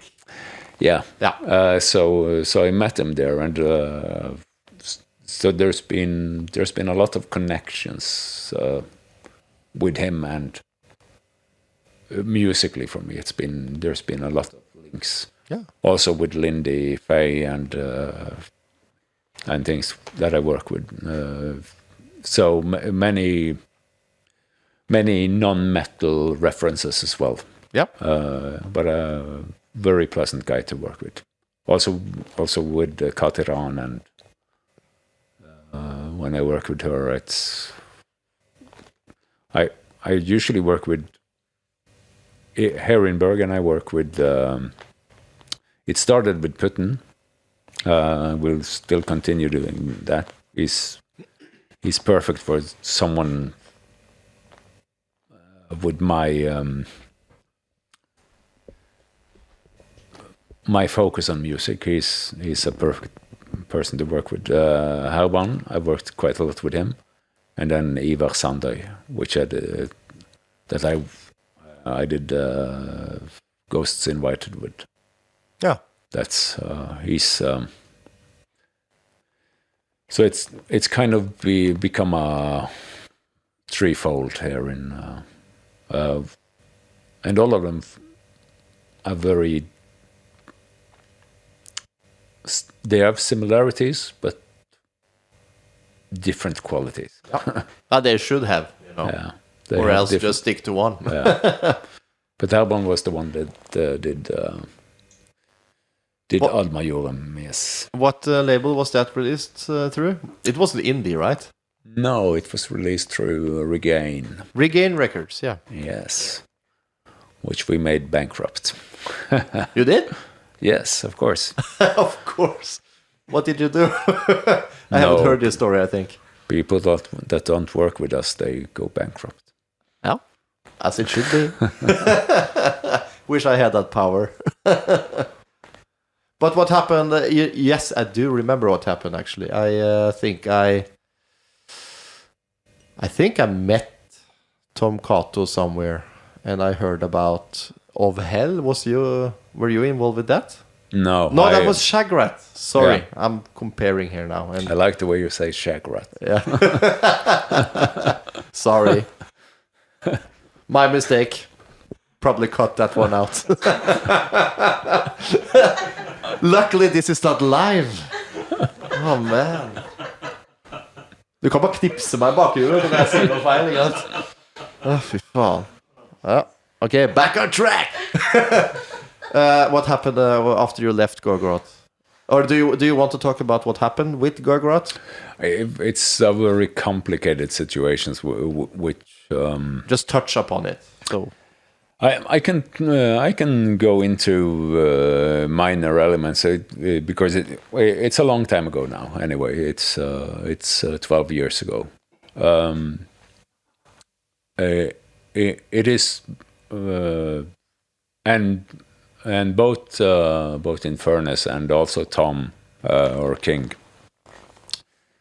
are kind of unaware of my universe in this. I won't go into too many details of because there's backstories to why this happens, and I don't want to paint anything on. But I were extremely fed up with the way things turned, and Gorgoroth were stagnating in many ways, both in expression and yeah, there. But I really loved Gorgoroth back in the days. It's and when you back when I were young, back to the days of Trelldom, when I saw that there were conflict between, I just kind of quit, and I. But here it's something else. Here it's something that's kind of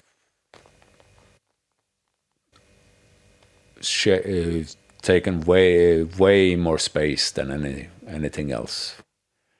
And I have become the face of this terrible monster. And how do you remove a face from? How do you remove a face from something that's kind of glued? So I take a dirty step. I get to know that Tom is not wanted in the band anymore, and I know that Tom is the only one. Me and Tom have been working for this band, and we've been the ones creating the bands for the 10 last years. Yeah, because he has done the majority of the riff and everything, right? Yeah. And so musically, it's Tom. Musically, it's Tom and me that did the 2 last. Of course, Twilight of the Idols. There's a lot of there's Einar has Katedralen. Yep. Yes. From Wardruna. He's. Yep. Me and him did 2 of the songs, Procreating Satan and Of Ice and Movement. But otherwise, it's basically been a communication between me and Tom. Tom has been really hardworking. We might not want to go the same direction, but there's I wanted to quit Gorgoroth already in '96. That's when I kind of this is not for me anymore. It's because it 2006. Sorry, I just need to put in. Yep. Yeah, 2006. Yes. Did I say 96? 96. Yeah, you live in the past, man. I'm very old. Yes. Yeah. I kind of heard it in my memory. That I kind of. Yeah. It's okay. It's okay. Yeah, but it's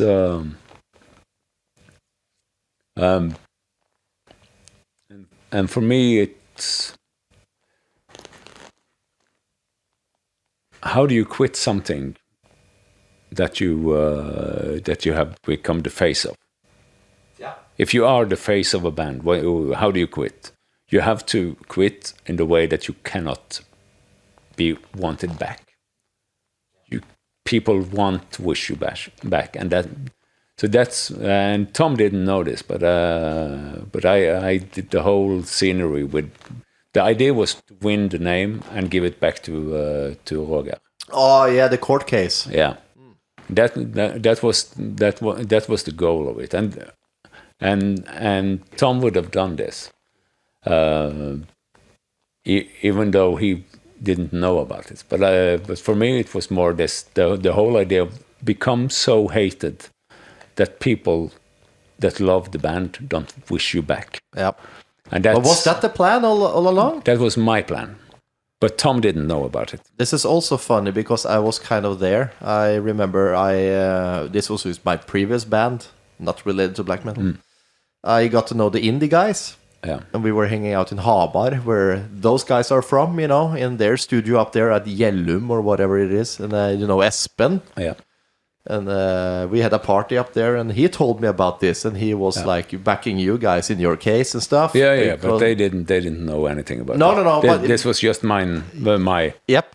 It was just my agenda, and I really don't I don't like to carry mask. No. But in this case, I had because if I quit, people would want me back. Yep. And that's but I have to quit in the sense of you don't want me back.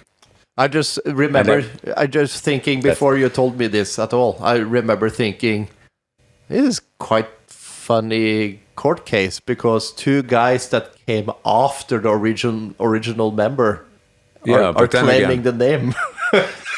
Well, it's not uncommon in the sense of the original member doesn't do anything for 10 years. Yeah, of course. But So- I'm always thinking ground zero, year zero, in anything, you know? But that doesn't matter but it doesn't matter anyway, because the name fell back to where I wanted the name anyway. Yep. It's but the perfect scenario would be to win the name and then give it back, just to have a profile the way it were supposed to intended. But anyone else in this, Tom didn't know anything. Any of the labels that were backing up didn't know any of it. So this is one of the few times in my life where I've actually carried a mask to cover and to want it to be hated, basically. Yeah, okay. I don't want anyone to wish me back to Gorgoroth. No. Because that's something that I'm finished with. But I think people miss you there, though. Of course, because I'm the one I am. But I think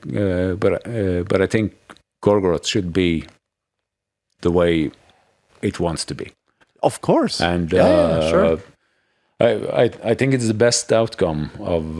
But you guys lost the case, right? Yeah, we lost it. But if we had won, I would still, and Tom would also, because I actually spoke with Tom days before the court case, and if we win, we will give it, but Tom didn't know anything about it. Yeah. But it's because of course he understands the value of the name, but the principle of it is that it is.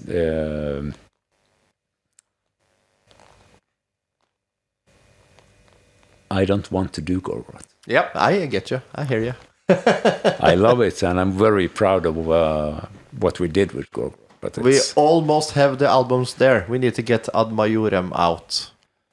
Ad Majorem and Twilight of the Idols. As a legacy thing, you know. Should be there. Yes. I can't lay this to rest. This needs to be out. Hey. Right? Well, sorry, man.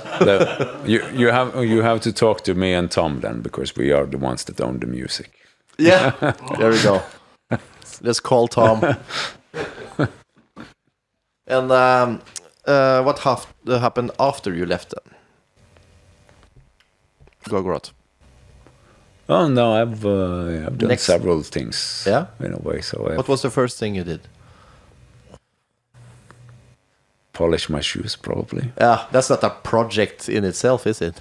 Or is you it? Never know. It's a huge shoe, though. It depends on who I've stepped on. Yeah, that's true. Clean up the gunk. Yeah. No, but you went into Wardruna, right? Yeah, but me and Einar started Wardruna. You started it, right? Yeah, we started back in 2001. Aha, okay. It took quite a while before we. Because he moved to, we were of course busy with Gorgoroth. He quit Gorgoroth in 2004, I think. 2004, 2005. But we were as soon when me and Einar met we were kind of already getting into the dialogue of okay, we have something in common. But we were when we were discussing Wardruna, we were talking of it in a sense of we would have to do it in the environment of. So we wanted to strip it completely down. And of course, technology has its limits, and I now moved to the east. He lives in Fredrikstad, right? He moved a bit back and forth, but he let's.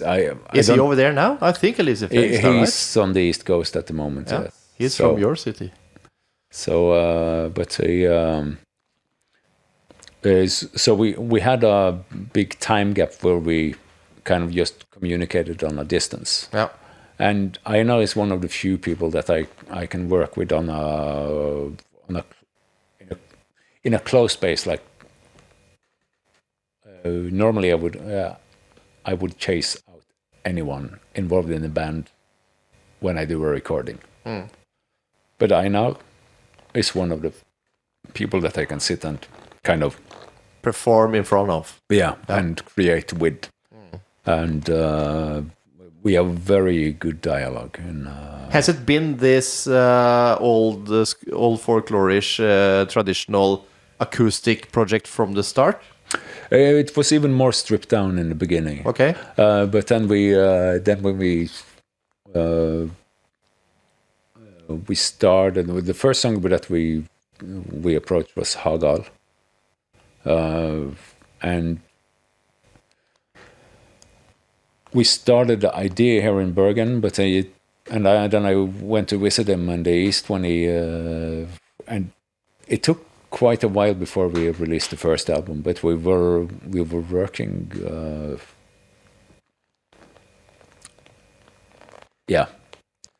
Whenever the time was there, when you went up and stuff like that. Yeah, I don't remember even when we released the first album. No, that was my question. Now, was that perhaps in 2007 or something? I have no idea. 8? Do you know? Around. 2007, 8? It would just be a guessing game for me anyway. Yep. I actually saw you guys live. I remember going to Bergen. Oh man, when was that? In 2013 or 14 or something. You guys played in a wooden shed up in the forest at a Viking market. Yeah, that sounds right. That's when you and Trym and Alexander, when they fell asleep. Yeah. Yes. I remember that was the first time meeting Jannike, which I'm visiting tomorrow. And I saw you guys. I think you played the acoustic thing without microphones, right? Or was there microphones present? There were probably microphones. Yeah, for the voices, of course. Yeah, but it was really. Hello, I don't know. It was out in the nature kind of thing, and it made an impression on me because I have never heard you guys. Yeah, that was my first time. It's very stripped down, and it's. I remember drinking mead and everything, and I would just wow. This is part of terrible the thing to do. It's fun though. If it's good. yeah, true. But you've done several albums, right? I participated on the 2 first. Okay. Well, so it's his thing. No, it was our thing, but it's become his thing. Lindy is still there, but originally it was the whole idea and the concept, and we both lyrically and everything we worked out things together. But that's insane how that has blossomed. I don't know if you were part of that, but it now it's the soundtrack of Vikings, the fucking TV series. Yeah, it's huge. It is interesting. No, it was when Vikings started to be interested in it and all this. I don't like when things grow out of its proportions in the sense of it became commercial in a sense, if you know what I mean. It lose when you lose contact with the soil that you stand on. It's for me, it becomes kind of a poison. Not that I think that I don't think there's any wrong with it, but just my own pulse doesn't belong to it. So I have several reasons why I withdrew from Wardruna. Lovely people to work with, in all sense, traveling, everything with, and with I know fantastic communication, dialogue. Everything is as it should be, but in the sense of for me to be on stage, I think I actually were in studio today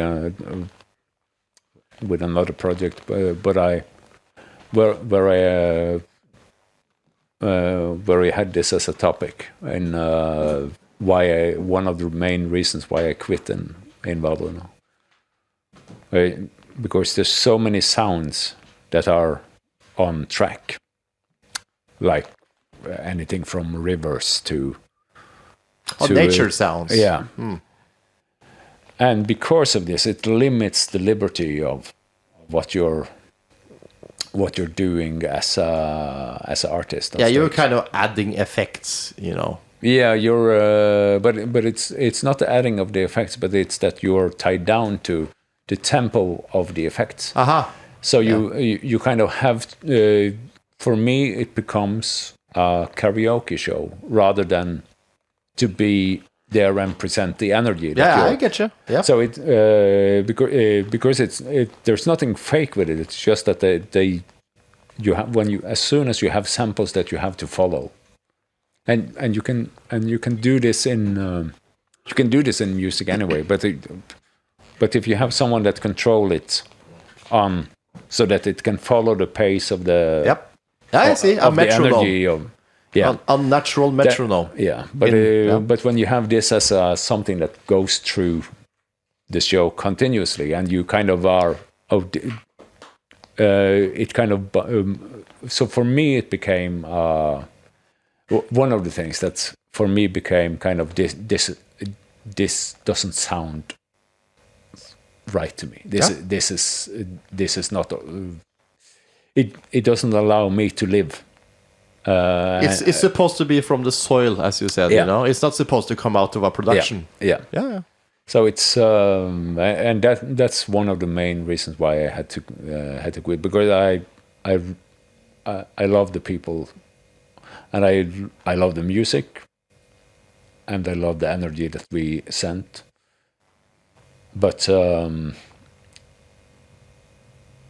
it forgets to be grounded. And if you sing about the ground, you should be the ground as well. You should have a connection to it, and it's and with the acoustic instruments and all that, it's like a perfect fit for all that. You know, if you know. Yeah, and when me and I now had many conversations about how to solve this.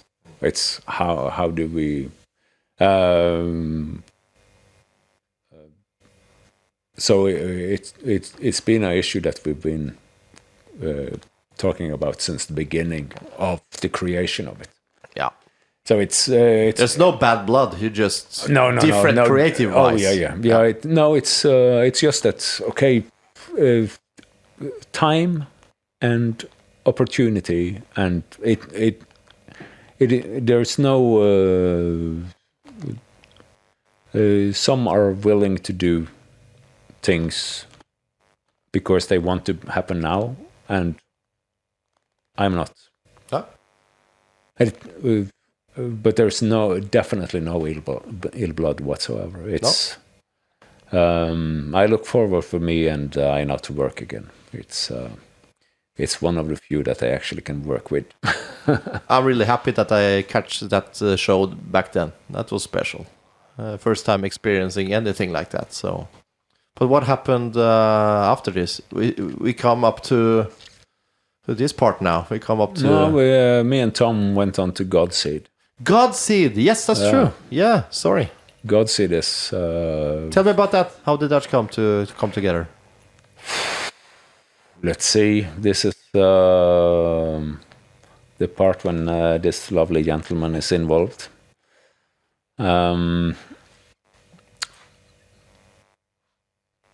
We are still flying half of it under Gorgoroth, and half of it under. So it's kind of a mixture. Ad Majorem was almost a Godseed album. Yep. But, yes. That's what it was basically. It is just a killing between, and a killing is nothing. It's just a killing between becoming. Yeah, I actually knew this, but I forgot today that this was the bleed over to the next thing, you know. Yeah. And therefore the name Godseed, because the song Godseed were kind of the song that probably would have become the title track. In. Yeah. And therefore I kind of Godseed, and also Godseed is something that's easy to kill. Okay, so you guys got together then and recorded a new album, I suppose.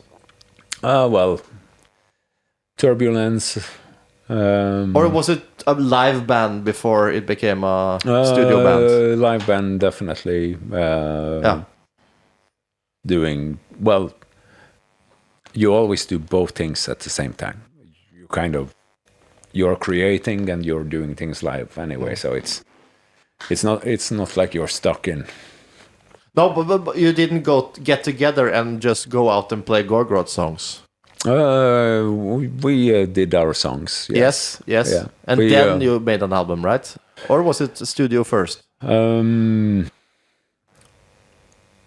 Well, we make songs before we go to studio usually, but we finish the songs in studio. Yes. So it's kind of, you can do everything simultaneously. Yeah, sure. Sorry. Which other people are involved with that? Ole Wallane or Lost Gilman, the one that I brought with me to lovely Gaahls Wyrd. Yeah. The one. And let's see, we had a couple of different drummers involved in because at the beginning with Nick Barker. Yeah. He did when we headlined the Wacken metal festival in 2008, and Nick was our drummer then. And let's see. It's kind of funny. Back to me again. Sorry about that. But I remember being in Bergen and at the garage. This has to be 2007 or 2008. Could that be right? I think so. And I was at the garage, as I mentioned, and I saw Nick Barker there. Yeah. And I was up and, hey, you're Nick Barker. Yeah. Oh, yeah, well, yes, I am, you know. But he was here rehearsing. Yeah, with, for you guys, I think he was sitting down there with all of them. He did quite a lot of shows with us. Lovely guy, absolutely. It's been many years since I've seen him now, so I think the last time I saw him, he was with Benediction, the old English thrash metal band. Nice, yeah. So he is busy. I remember listening to Benediction back in the days. Yeah, there you go. Cool. That's good. Yeah. Okay, so you had a full band, and what happened then? Let's see. Which label were you inked to then? Let's Regain, of course, with the Gorgoroth element.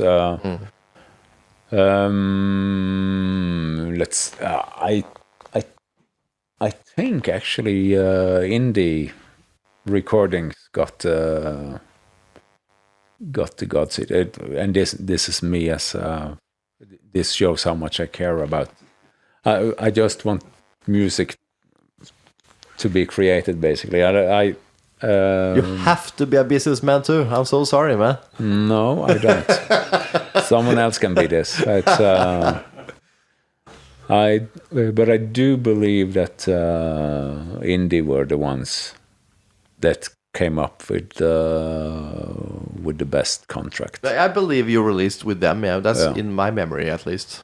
So because I remember it being a quarrel between two labels that were kind of pushing their limits. So But was it only one album, or was there more? I think we're signed for more albums, but you released one. Yeah, because I'm not the one to. If things doesn't work, it doesn't work. No. So I'm very pleased with the album. I Begin is a really, really excellent piece. I have to give that one more spin. I haven't heard it. Yeah. It's but on the album, it's Kenneth Kapstad that's doing the drums. Oh yeah. It's Stian Kårstad is doing guitars, and so is Ole Vardaune. So it is top musicians involved in it. It is fantastic characters and personalities. Did you guys tour? Yes, I think we did. This guy's senile. Oh, they're joking, of course. You have to ask him. I think you did. I'm not sure. Did some festivals I then. think I was on the tour actually. He were on a cross at some point. Yeah. So Oh, really? definitely, A part of the stage. That was us. You were a prop. Yeah. Oh, that's a good high standard right there. So Oh, that's cool. yes. Then we come to the part of the history when you made your new band, I suppose, right? After Gaahls Wyrd? Yeah, we. Or was there more things happening after that? There's many things happening, but what to involve people in and not. It's now, of course, Gaahls Wyrd kind of existed, and there were but there is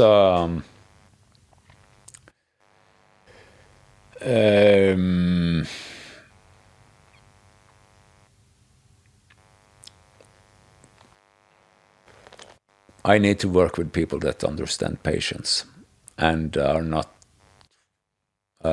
You're not hasty. No, it's I do many things, but I don't allow anything to be released until it's done. And it's and some people are too eager to be rock stars or be in the moment that they forget the artistry of being. Remember what you're doing and why you're doing it. It's so there's always been a couple of conflicts when one tie one down to a certain work. It's so Gaahls Wyrd had to take a long, lovely break. in the sense of it's the world still is still turning in a way, and the way the tension that happened in Gaahls Wyrd left basically that. I could see what happened, so so I prepared the people. Okay, I like to work with you, so we can go there, but we work slow. So in 15, I started Gaahls Wyrd. Yeah. And the people that I brought, everyone was involved in it, apart from the bass player. So it was basically how the communication and the stress and some people don't know how to breathe with their belly. Yeah, Yes. I am one of those. So it's it was it could easily have ended up as a ill case. But if you see illness on a distance, then we won't go into this pandemic. Yeah, there you go. Yeah. Let's take the boat into this shore instead. So and the Gaahls Wyrd were basically built on, but also the idea that no one is rushing this. There's no headliner shows for you, even though if you're offered it, it's keep it to the soil. Okay. And then people, some of them fall off for different reasons. It's one of my longtime work colleagues, because he gets a lovely daughter and needs to pay more attention. Well, two of them. Yeah. And one of them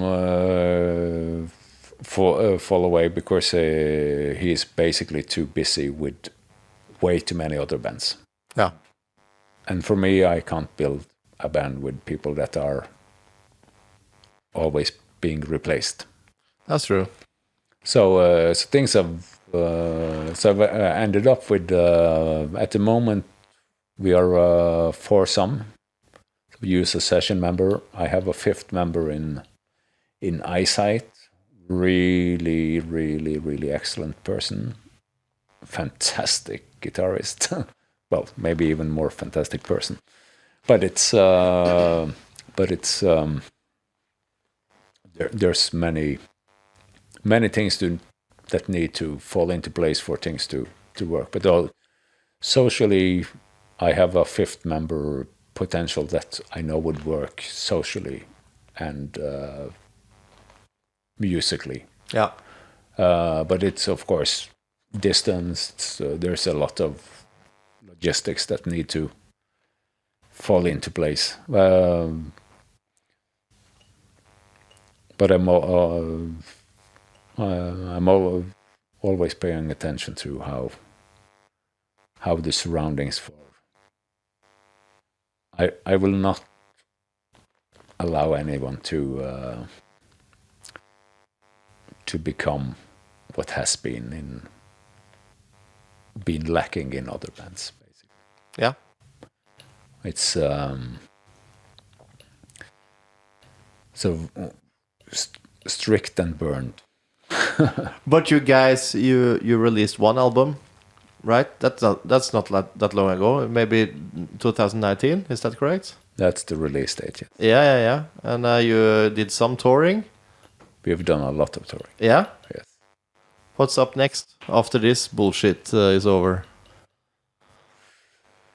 What bullshit? The pandemic bullshit. Oh no, it's fantastic. Yeah, you can be alone and be creative. I have used that for all it's worth, but I still miss traveling and playing, though. Oh, yeah. But that's just missing something. Yeah, that's true. It's good missing something. But I suppose you have an album ready now, right? Or something? No, I'm... You're slow? Have you seen Lord of the Rings and Treebeard? You've seen him, right? Yeah. Treebeard, he's taking his time. He's lovely. I like trees. Yeah.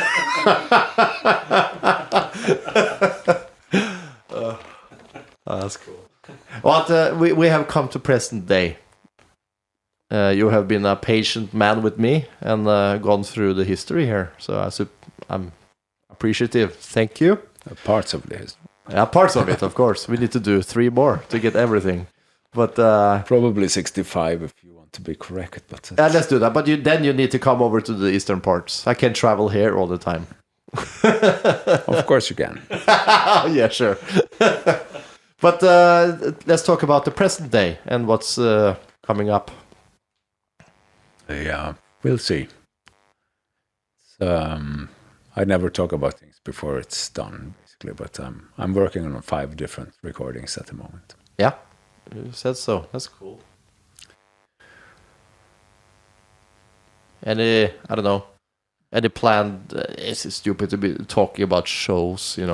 I've been promoting my shows now for a year, and none of them has come to pass yet. Well, we have all the festivals that we did last year that we agreed to do this year. Yes. But, if they happen or not, it's uncertain.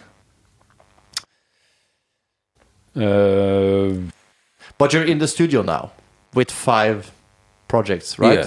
Yes. Yeah.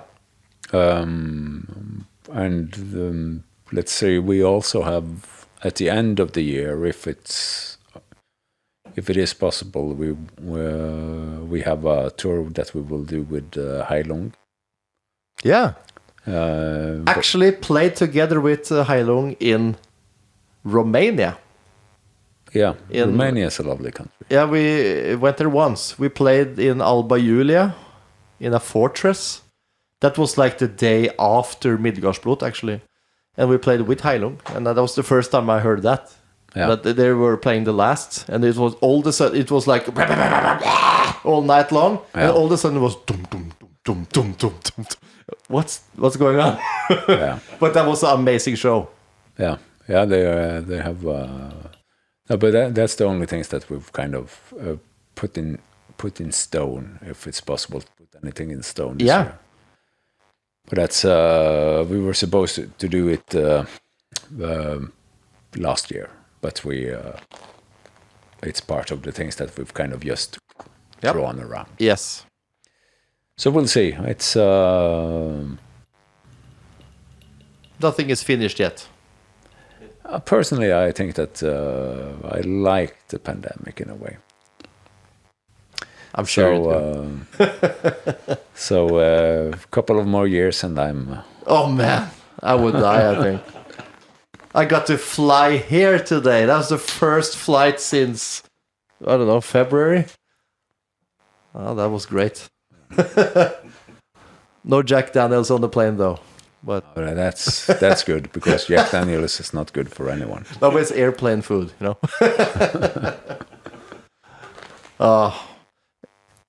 Kristian Gaahl, thank you very much for having me here in your gallery. You're welcome. And thank you for giving me a taste of your brother's wine and cider. Yes. And I hope that we can have a few more glasses after I stop this thing. Yeah? You have to inform Mr. Robin about the connection with the car, and I will. Yeah, I will. And the reason for the cider. Awesome. Yes. Thank you very much, man. You're welcome.